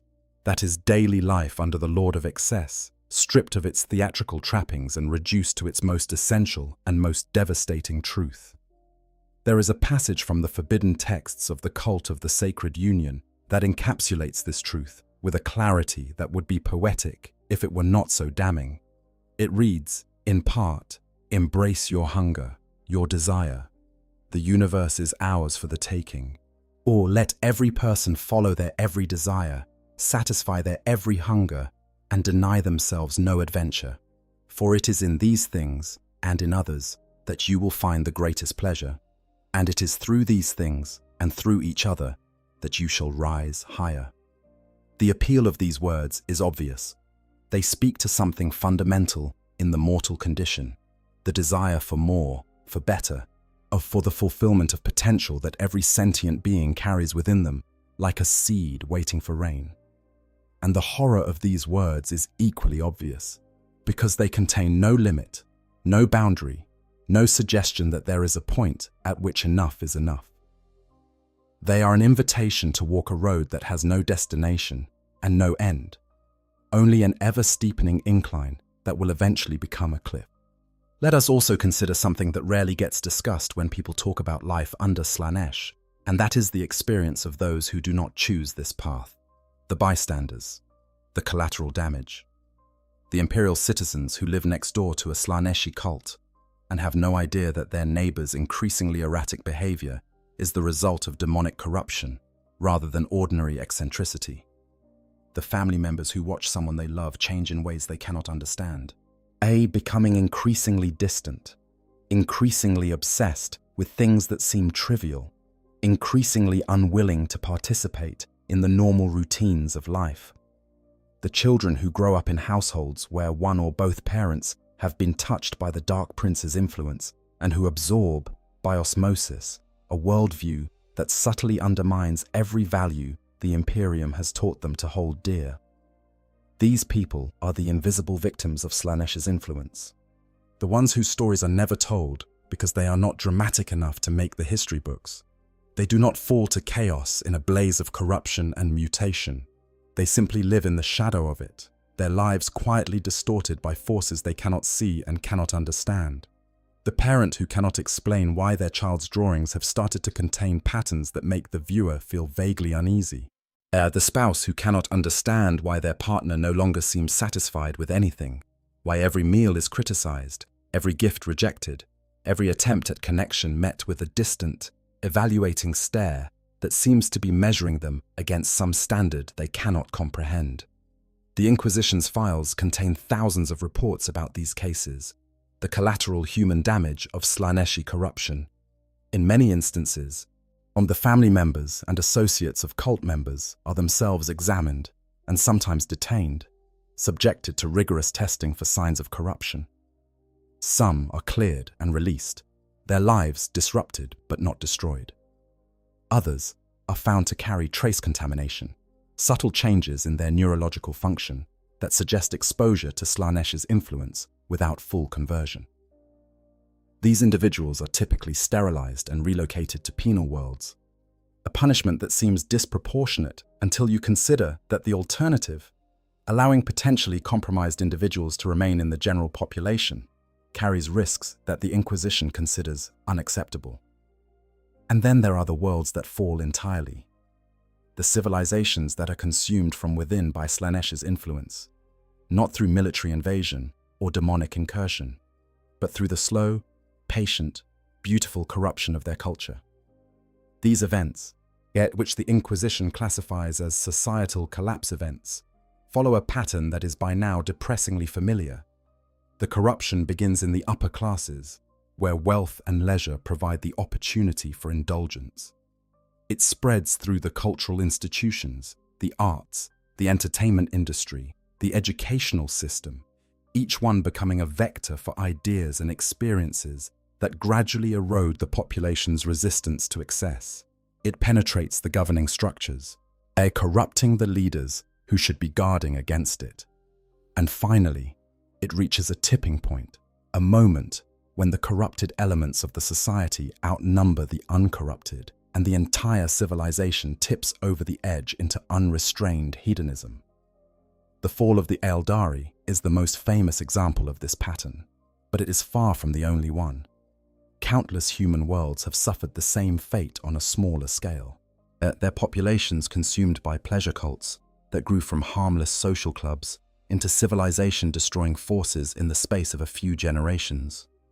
The hive world of Destra IV saw Slaneesh cults infiltrate the populace to such an extent that normal life became impossible, with violent riots erupting as competing cults clashed for dominance in a grotesque parody of religious war.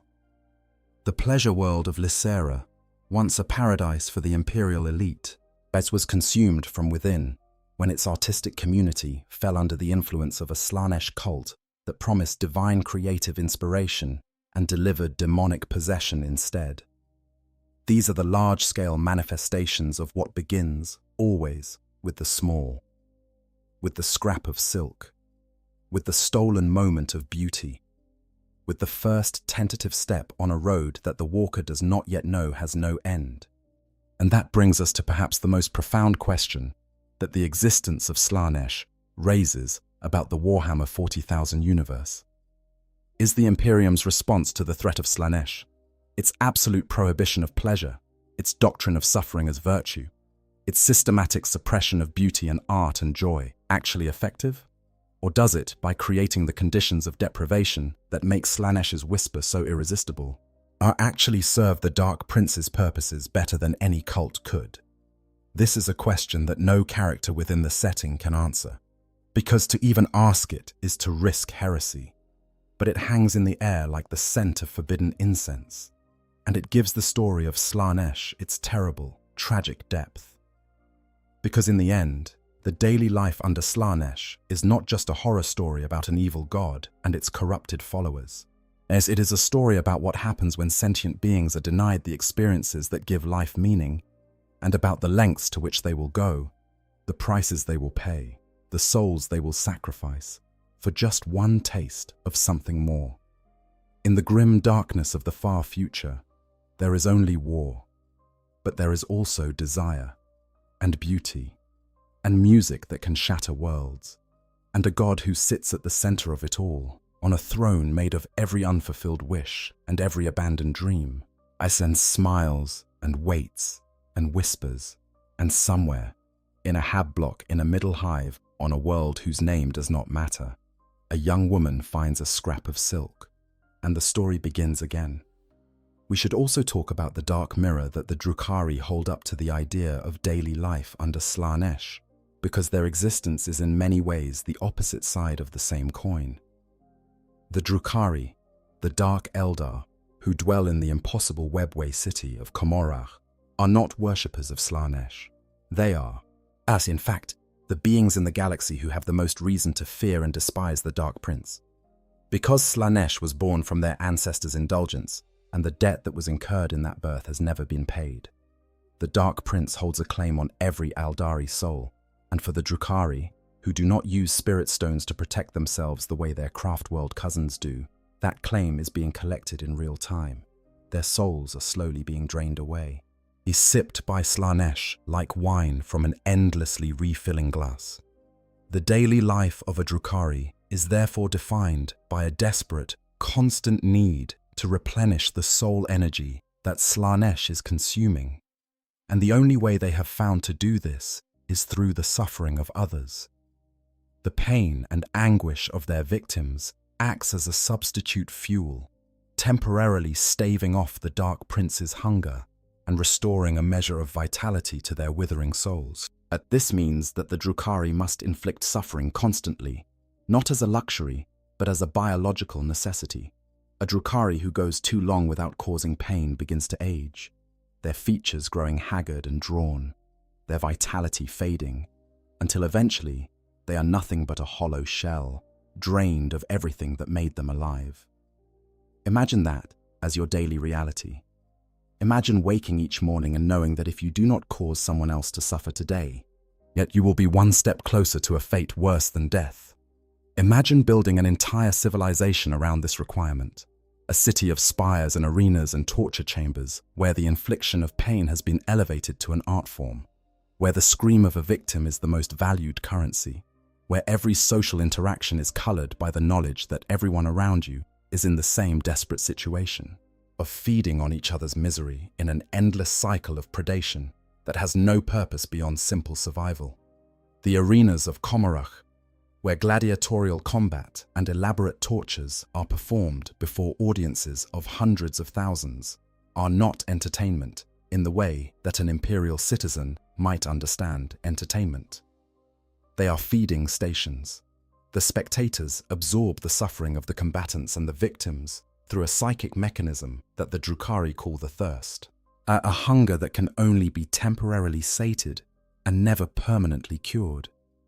The best arena performances, those that produce the most intense and sustained suffering, are valued not for their aesthetic qualities, though the Drukhari are nothing if not aesthetes, but for their nourishing power, the ability to push back the encroaching hunger of Slaneesh for a few more hours or days. This is what makes the Drukhari's relationship with daily life under Slaneesh so tragically ironic. They are not worshippers of the Dark Prince. They are victims of the Dark Prince, trapped in a cycle of cruelty and consumption that was imposed on them by the sins of their ancestors. But the cycle itself, the constant pursuit of more intense suffering, the escalating extremity of the tortures they inflict, the obsessive refinement of their methods, mirrors the spiral of excess that defines Slaneesh worship among humans. The Drukhari have become, and in their desperate flight from the god that hunts them, almost indistinguishable from the very devotees they despise.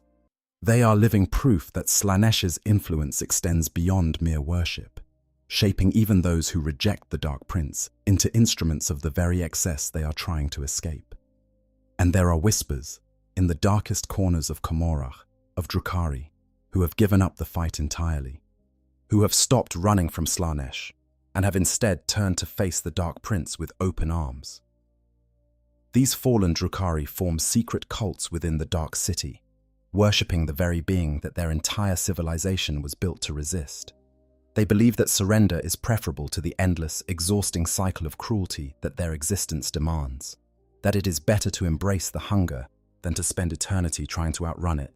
Their daily lives are a bizarre fusion of Drukhari culture and Slaneeshi devotion, combining the refined sadism of the Dark City with the ecstatic hedonism of the Dark Prince's worship in ways that even other Slaneeshi followers find disturbing. Let us also consider a figure who occupies a unique position in the ecosystem of daily life under Slaneesh.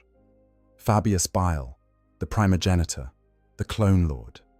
Once the chief apothecary of the Emperor's children, and now a wandering mad scientist whose experiments have shaped the course of the Long War for 10,000 years. Fabius is, technically, a member of the Emperor's children. He carries their gene seed. He fought alongside Fulgrim during the Great Crusade and the Horus Heresy. He witnessed the corruption of the Third Legion firsthand and participated in the horrors that followed. But Fabius does not worship Slaneesh. He does not worship anyone. Yet he is, in his own estimation, a man of science, a researcher whose work transcends the petty loyalties of gods and empires. His daily life is defined not by devotion to the Dark Prince, but by an obsession with the modification and perfection of the human body that predates the Legion's fall and that has only intensified in the millennia since.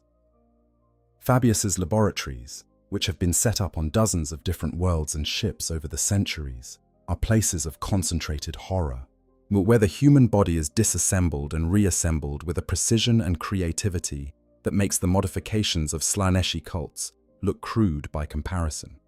Yet, despite his professed atheism, Fabius cannot escape the shadow of Slaneesh.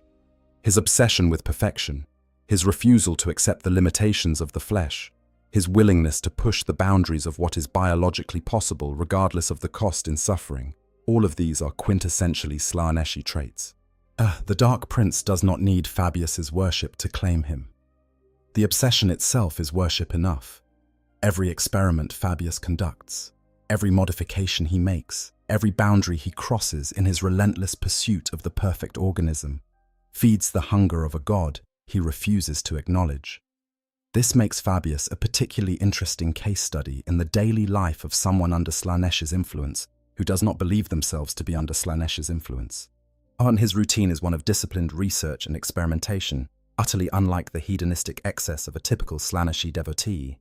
And yet the result is the same, the pursuit of perfection, pushed beyond all reasonable limits, serving a hunger that can never be satisfied. There is also the matter of the Mask of Slaneesh, a unique demon whose daily existence provides a fascinating glimpse into the relationship between art and punishment in the Dark Prince's domain. The Mask was once the greatest dancer among the demonettes, Slaneesh's personal entertainer, whose performances were said to be so beautiful that they could bring tears to the eyes of beings who had forgotten how to weep. But the Mask committed an unforgivable sin. It danced so well that Slaneesh was momentarily moved from the throne, drawn into the dance by the sheer power of the performance. For this transgression, for daring to be so perfect that the god itself was compelled to respond, but the Mask was cursed. It was condemned to dance forever, without rest, without pause, without the ability to stop. Its feet carry it across the galaxy, through real space and the warp alike.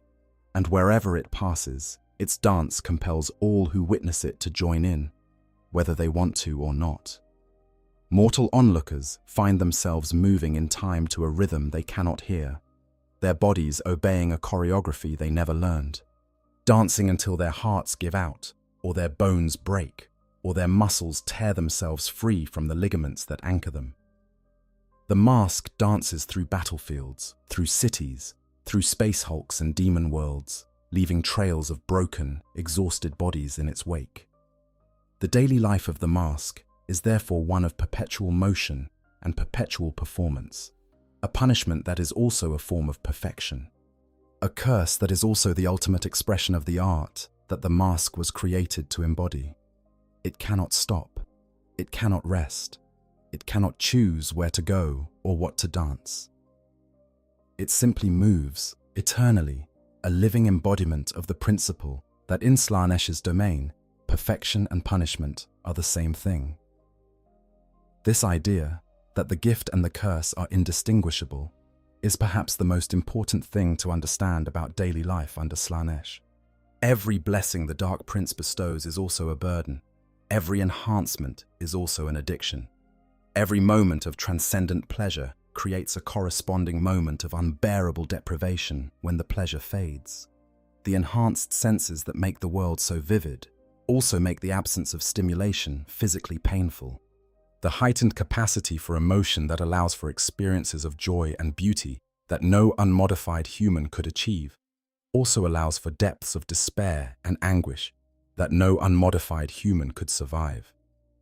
The creative gifts that produce art of staggering power and beauty also produce an insatiable hunger for more creation that devours the creator from within.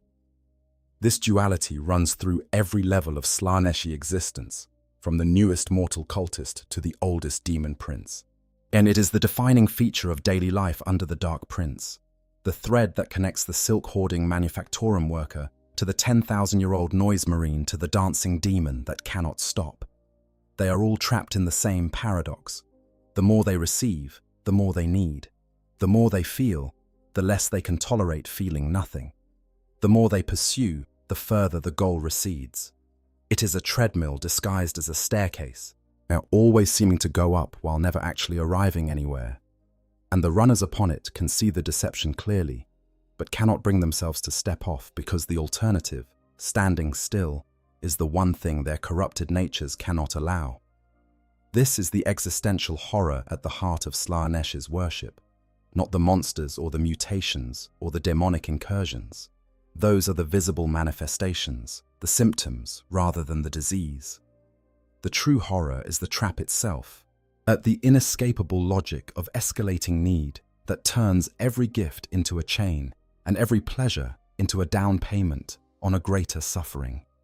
It is a horror that resonates beyond the fictional universe of Warhammer 40,000, because it speaks to something real in the human experience, the way that desire grows when it is fed rather than shrinking, the way that having more always seems to create the need for more still, as the way that the pursuit of happiness can become its own obstacle when the pursuit itself becomes more important than the finding.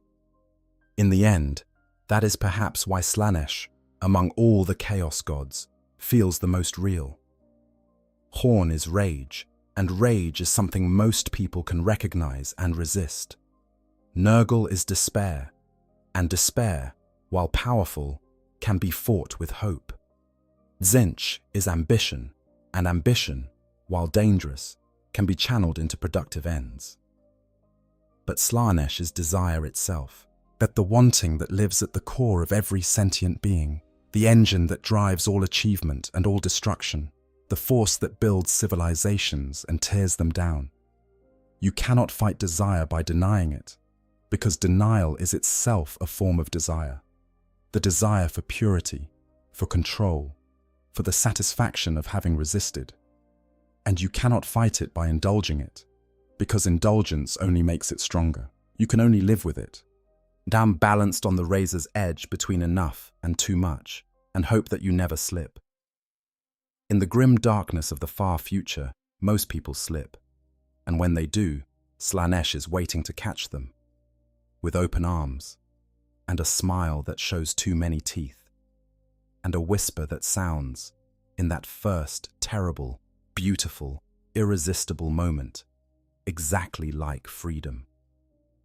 There is one final daily ritual that deserves mention, one that unites all of Slaneesh's followers from the lowest to the highest, or from the mortal to the demonic, from the willing devotee to the reluctant victim. It is the moment of reflection, not the disciplined, structured reflection of a Space Marine chapter, nor the prayerful meditation of an Imperial saint. It is something more personal and more devastating. It is the moment, usually in the quiet hours when the stimulation has momentarily ebbed and the world has gone temporarily grey, yet when the follower of Slaneesh looks at what they have become and remembers what they once were. For the newest cultists, this reflection might bring a flash of guilt, a moment of doubt, a whispered question about whether the path they have chosen is truly the right one. These doubts are quickly drowned in the next wave of sensation, but they exist, and their existence is itself a source of suffering that feeds the Dark Prince. For the more advanced followers, the reflection has a different quality. It is not guilt, but recognition. They can see, with perfect clarity, the trajectory of their corruption.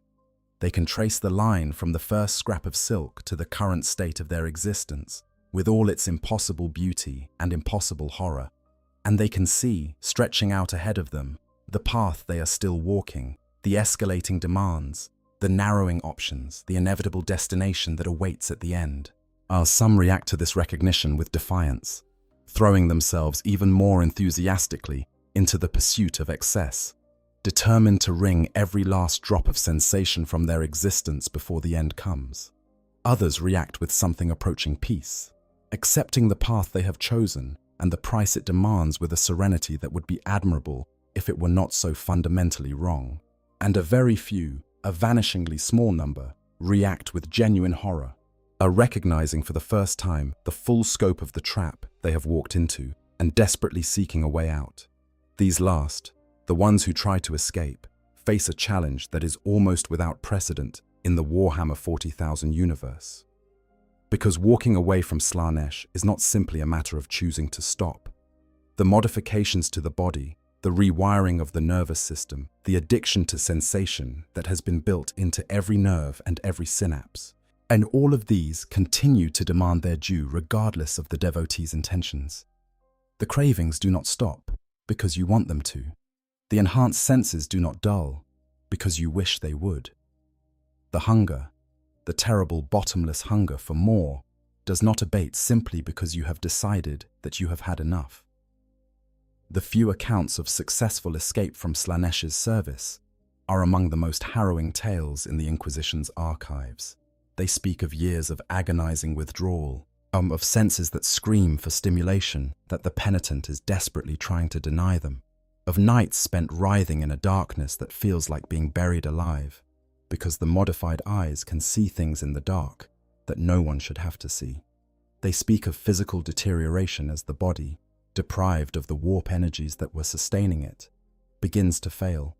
They speak of psychological torment as the mind, stripped of the constant input that had become its normal operating condition. Collapses into states of depression and dissociation so severe that even the ecclesiarchy's most experienced confessors struggle to reach the sufferer. And even those who survive this process, even those who somehow manage to claw their way back to something approaching normal human existence, carry the scars forever. The enhanced senses may dull, but they never return entirely to baseline.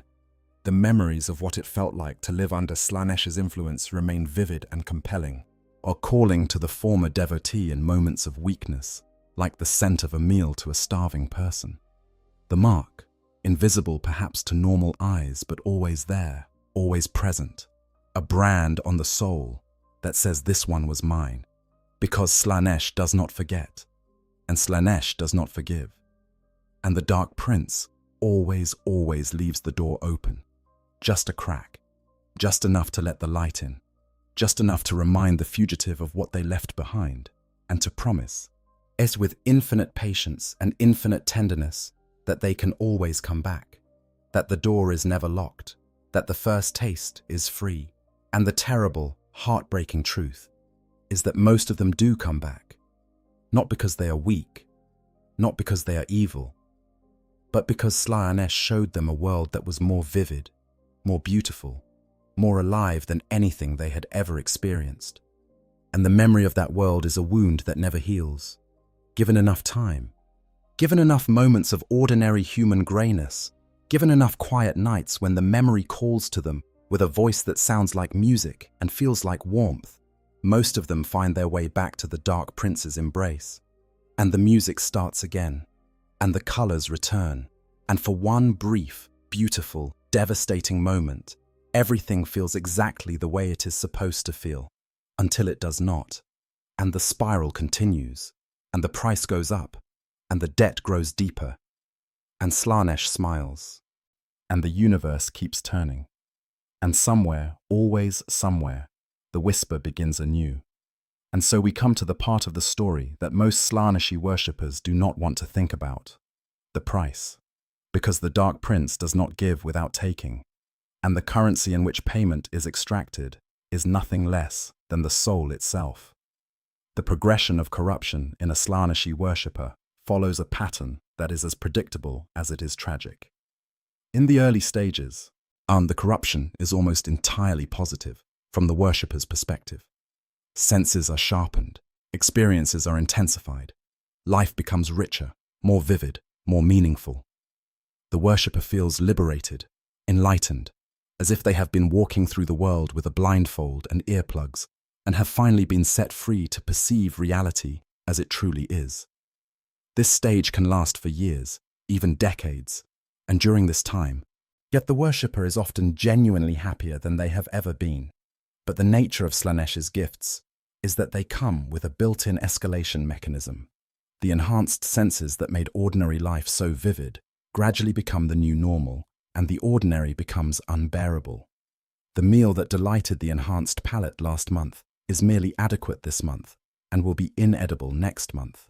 The music that brought tears of joy to enhanced ears last year is merely pleasant this year, and will be grating noise next year. The experiences that once represented the height of pleasure become the new baseline, and anything less triggers a withdrawal response that is physical, emotional, and spiritual in nature. This is the trap at the heart of Slaneesh's philosophy. The pursuit of ever greater sensation is not a path with a destination, it is a spiral, each revolution wider and deeper than the last, carrying the worshipper further from anything recognizable as normal human experience. And with each revolution, the cost increases. The modifications needed to sustain ever higher levels of sensation become more extreme, more dangerous, and more visibly inhuman. The substances required to push the brain's capacity for experience beyond its current limits become more exotic and more destructive. Yet the acts required to achieve the necessary intensity of sensation cross lines that the worshipper would once have considered unthinkable. The physical transformation of a long-term Slaneeshi worshipper is deeply disturbing. In the early stages, the changes are subtle and often attractive. enhanced symmetry, smoother skin, more vivid eyes, a grace of movement that seems almost supernatural. These changes are gifts of Slaneesh, rewards for devotion, and they serve the practical purpose of making the worshipper more attractive and thus more effective as a recruiter. But as the corruption deepens, the changes become less subtle and less attractive. Extrasensory organs appear, growing from the skin like fleshy antennae, twitching at stimuli that no natural sense could detect. The hands elongate, the fingers becoming nimble and precise, but also sharp and predatory. The eyes change color, is shifting through the spectrum in response to the worshipper's emotional state. Patterns appear on the skin, swirling designs that seem to move when viewed from the corner of the eye, the mark of Slaneesh, making itself known through the flesh of its servant. In the later stages, the transformation accelerates. The boundary between the worshipper's body and the warp begins to erode, allowing warp energy to flow through their flesh in ways that produce visible and often bizarre effects. Limbs may multiply or change shape. The voice may develop harmonic overtones that make normal speech impossible, but that can produce sounds of supernatural beauty or devastating force. The face may lose its fixed form, becoming a shifting canvas of expressions that reflects the worshipper's heightened emotional state in real time. Some worshippers develop the ability to project their emotions onto others, a psychic gift that makes them incredibly charismatic but also incredibly dangerous, as the emotions they project are drawn from the deepest and darkest wells of Slaneeshi corruption. And for those who survive the physical transformation, who endure the escalating demands of their enhanced senses, who keep pushing forward on the spiral of excess without being destroyed by it, there are two possible final destinations. The first is ascension, the rarest and most coveted reward that Slaneesh can bestow, the transformation of a mortal being into a demon prince. Yet this is the promise that drives the most ambitious of Slaneesh's followers, the ultimate expression of the Dark Prince's philosophy of perfection through excess. A demon prince of Slaneesh is a being of terrifying power and beauty, a creature that exists simultaneously in the material world and the warp, whose senses encompass frequencies and dimensions that no mortal could perceive, whose capacity for experience is literally infinite. But the road to demonhood is narrow and treacherous, and the vast majority of Slaneesh's followers do not reach it. The second, far more common, final destination is the one that the cultists and the champions and the noise marines dread more than death itself. It is called spawndom. A chaos spawn is what happens when the mutations and transformations that chaos inflicts on its followers exceed the capacity of the body and mind to contain them. The process is sudden and catastrophic. One moment, the worshipper is a sentient being, corrupted and transformed, but still recognizably themselves, still capable of thought and feeling and will. The next moment, the mutations that have been accumulating in their flesh erupt all at once, overwhelming the body's structure and the mind's coherence in a flood of uncontrolled growth and change. The result is a chaos spawn, a writhing, formless mass of flesh and mutation that bears no resemblance to the being it once was. It has no mind, no identity, no will. It is a biological machine, or driven by instinct and pain, lumbering across the battlefield or through the corridors of whatever space it happens to occupy, attacking anything that moves because attacking is the only behavior its ruined nervous system can still produce. For a Slaneeshi worshipper, spawndom is the ultimate horror. It is not death, because the spawn is alive. It is not life, because the spawn has no capacity for the experiences that define Slaneeshi existence. It is a prison of flesh, and a sensory deprivation chamber made from the worshipper's own body. And the most terrible thing about it is that some spawns retain just enough consciousness to be aware of what they have become. They can feel the mutations writhing inside them, can sense the world through organs that no longer report coherent information, can remember what it was like to be someone with a name and a purpose and a capacity for pleasure, but they cannot act on these memories. where they cannot think clearly enough to form intentions or communicate, or do anything but suffer in a state of permanent, inarticulate agony. This is the Dark Prince's final joke. The being who sought sensation above all things ends up trapped in a form that can barely sense at all. The artist becomes a blob. The musician becomes a noise. The lover becomes a thing that drives away everything it touches. The pursuit of excess ends in a poverty of experience so absolute that it makes the grey drudgery of an imperial manufactorum look like paradise by comparison. The fear of spawndom drives much of the behaviour of advanced Slaneesh worshippers. Every new modification, every escalation of sensation, every boundary crossed, brings them one step closer to the point of no return. The most successful cultists and champions learn to walk this edge with extraordinary precision, pushing themselves as far as they can go without triggering the cascade of uncontrolled mutation that ends in spawndom. This is itself a form of Slaneesh worship, a high-wire act performed over an abyss of formless horror, the thrill of the risk adding another layer of sensation to an existence already saturated with it. But even those who avoid spawndom, even those who achieve demonhood or simply endure long enough to die of combat or exhaustion or some other conventional cause, do not escape Slaneesh. The soul of a Slaneesh worshipper belongs to the Dark Prince, and at the moment of death, it is drawn into the warp like water drawn into a drain. There, in the infinite depths of Slaneesh's domain, it becomes raw material for the god's pleasure. It might be consumed outright, its psychic energy devoured by the insatiable hunger that defines Slaneesh's existence. It might be shaped into a lesser demon, and its identity dissolved and reformed into something that serves the Dark Prince's will. It might be kept whole, preserved as a plaything, subjected to an eternity of sensation that makes the most extreme experiences of mortal life feel like a gentle breeze by comparison. There is no peace for the servants of Slaneesh, not in life, and not in death. But the worship that began with a scrap of silk and a stolen moment of pleasure ends in an eternity of experience that the worshipper can neither control nor escape.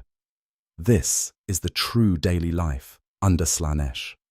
Not just the perfumed evenings and the heightened senses and the art that moves the soul, but the price, the ever-escalating price that must be paid in flesh and sanity, and ultimately in the coin of the soul itself.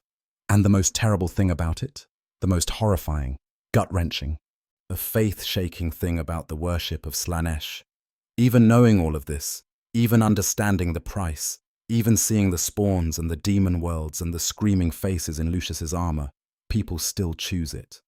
Every day, across 1,000,000 worlds, in every hive city and spire palace and frontier outpost in the Imperium, someone hears the whisper of the Dark Prince and leans in to listen. Someone finds a scrap of silk and feels something stir inside them that they cannot name. As someone attends a meeting of what seems like a perfectly innocent social club and discovers that the universe contains more beauty and more sensation and more possibility than they ever imagined. Because that is Slaneesh's greatest weapon. Not corruption, not mutation, not demons or demon worlds or the screaming void of the warp.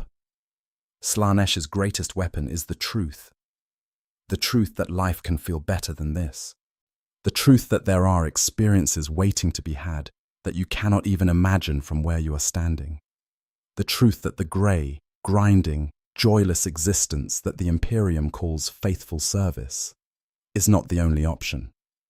There is another way, a more beautiful way, a way that feels like freedom and looks like paradise and sounds like the most perfect music you have ever heard. And the fact that this way leads to damnation does not make it any less seductive, yet because by the time you realize where the road leads, you are already too far along it to turn back. And the truth, the final, inescapable, devastating truth, is that you do not want to turn back. Because even knowing the cost, even seeing the price tag written in flesh and madness and the screaming faces of the damned, what Slaneesh offers still feels worth it. That is the power of the Dark Prince. That is the horror of She Who Thirsts. And that is why, in the grim darkness of the far future. And yet the youngest of the Chaos gods may ultimately prove to be the most dangerous. The Imperium knows this, of course. The Inquisition, that vast and secretive organization that serves as humanity's first and last line of defense against the corruption of chaos, devotes enormous resources to the identification and elimination of Slaneesh cults. The Ordo Hereticus, in particular, has developed sophisticated methods for detecting the early signs of Slaneesh corruption in imperial populations, and changes in purchasing patterns, unusual consumption of sensory goods, reports of unauthorized gatherings, increases in the production of art and music in populations that are not supposed to be producing art and music. All of these are red flags that can trigger an inquisitorial investigation, and such investigations, when they uncover a Slaneesh cult, are conducted with extreme prejudice. The standard response to a confirmed Slaneesh cult is extermination. Not arrest, not trial, not rehabilitation, but extermination. The cult members are hunted down and killed. Their meeting places are burned. Their art is destroyed. Their modifications are studied by the Inquisition's bio-savants and then purged from the record. Even the memory of the cult is erased, the official records amended to show that the cult's members died of disease or industrial accident or some other mundane cause. The Inquisition understands, better than anyone, that the most dangerous thing about Slaneesh corruption is its appeal, and that the best way to prevent it from spreading is to ensure that no one ever knows it existed. But the Inquisition is fighting a war it cannot win, because the conditions that produce Slaneesh cults are built into the very fabric of imperial society. The Imperium's obsession with suffering and denial, its insistence that pleasure is suspect and beauty is dangerous, its reduction of human existence to a grim, grey cycle of toil and worship and death, creates the perfect breeding ground for the corruption of the Dark Prince.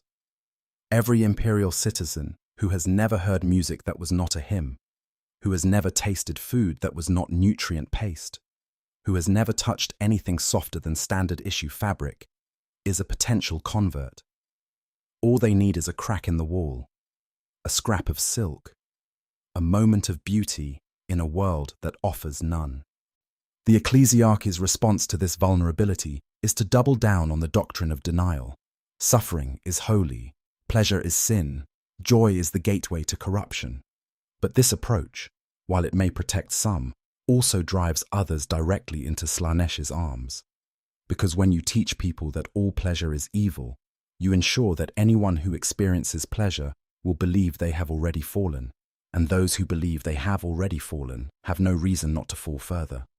The Imperium's own ideology creates the very converts it seeks to prevent, a paradox that Slaneesh, were the Dark Prince capable of irony, would find endlessly amusing.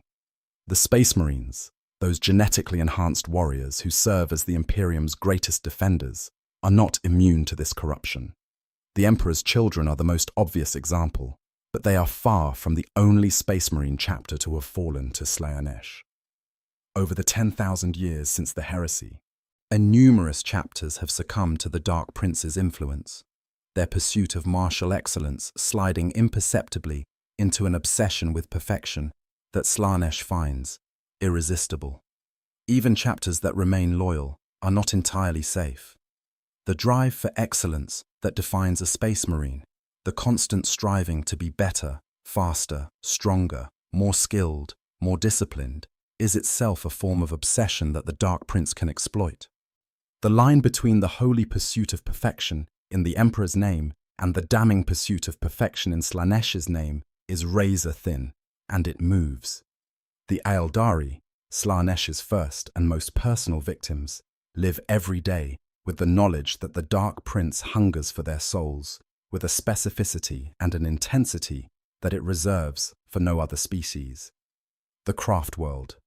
Aeldari bind their souls to spirit stones and walk the narrow paths of their structured society, in every aspect of their existence, designed to prevent the emotional excess that might draw Slaneesh's attention. The Harlequins dance their dances and perform their plays, keeping the memory of the fall alive so that it can never be forgotten and never repeated. And the Drakari, in their dark city of Komorrah, feed the hunger of Slaneesh with the suffering of others, knowing that if they ever stop, if the flow of pain and anguish ever falters, the Dark Prince will turn that hunger on them. All of these responses, from the Inquisition's purges, to the Aeldari's paths, to the Drukhari's endless cruelty, are ultimately defensive measures. They are walls built against a tide that never stops rising. Because Slaneesh is not merely a threat to be defended against. Slaneesh is a force of nature, as fundamental to the existence of sentient life as gravity is to the existence of matter. Wherever there are beings capable of feeling, wherever there are minds capable of desire, wherever there is consciousness capable of experience, Slaneesh is there. The Dark Prince does not need to recruit. The Dark Prince does not need to corrupt. Slaneesh merely needs to wait, because the nature of mortal existence is such that every sentient being, given enough time and enough opportunity, will eventually feel the pull of excess. And so the daily life under Slaneesh continues, across 1,000,000 worlds and through 10,000 years of endless war. In the hive cities, the cults gather in their hidden chambers, sharing pleasures that no imperial citizen is supposed to know exist. In the underhives, the communities of the devoted build their alternative civilizations, free from the constraints of imperial law and imperial faith.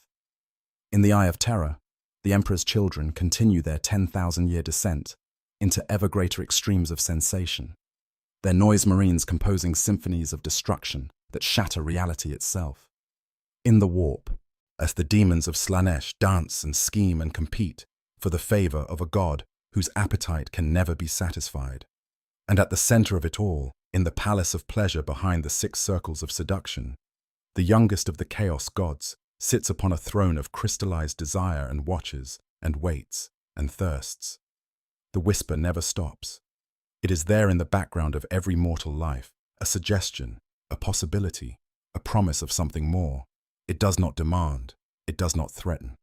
It merely offers, with infinite patience and infinite confidence, the knowledge that the universe contains more beauty, more sensation, more experience than any single life could ever exhaust. And for those who listen, for those who lean in just a little closer, for those who allow themselves to wonder what it would feel like to live without limits, the whisper becomes a song, and the song becomes a symphony, and the symphony becomes the soundtrack to a life that is more vivid, more intense, more alive than anything the person ever imagined possible, until the music stops, and the bill comes due, and they discover, too late, that the Dark Prince always collects. That, in all its terrible, seductive, heartbreaking complexity, is what daily life under Slaneesh really looks like in Warhammer 40,000. It is not the simple story of good versus evil that the Imperial Creed would have you believe. It is a story about desire, about the gap between what life offers and what life could offer, and about the choices that people make when they are given the opportunity to feel something more than the grey nothingness that the universe seems to reserve for most of its inhabitants. It is a story about beauty and horror and the terrifying ease with which one can become the other. And it is a story that never ends, because as long as there are beings in the galaxy who can feel, who can want, who can dream of something better than what they have, Slaneesh will be there, waiting, whispering, offering a hand that is warm and inviting and tipped with claws of purest silver. Thank you so much for listening and for joining me on this journey through some of the darkest and most fascinating corners of the Warhammer 40,000 universe. If you enjoyed this deep dive into the daily life under Slaneesh, I would love it if you could smash that like button and subscribe to Q on 40K for more content like this.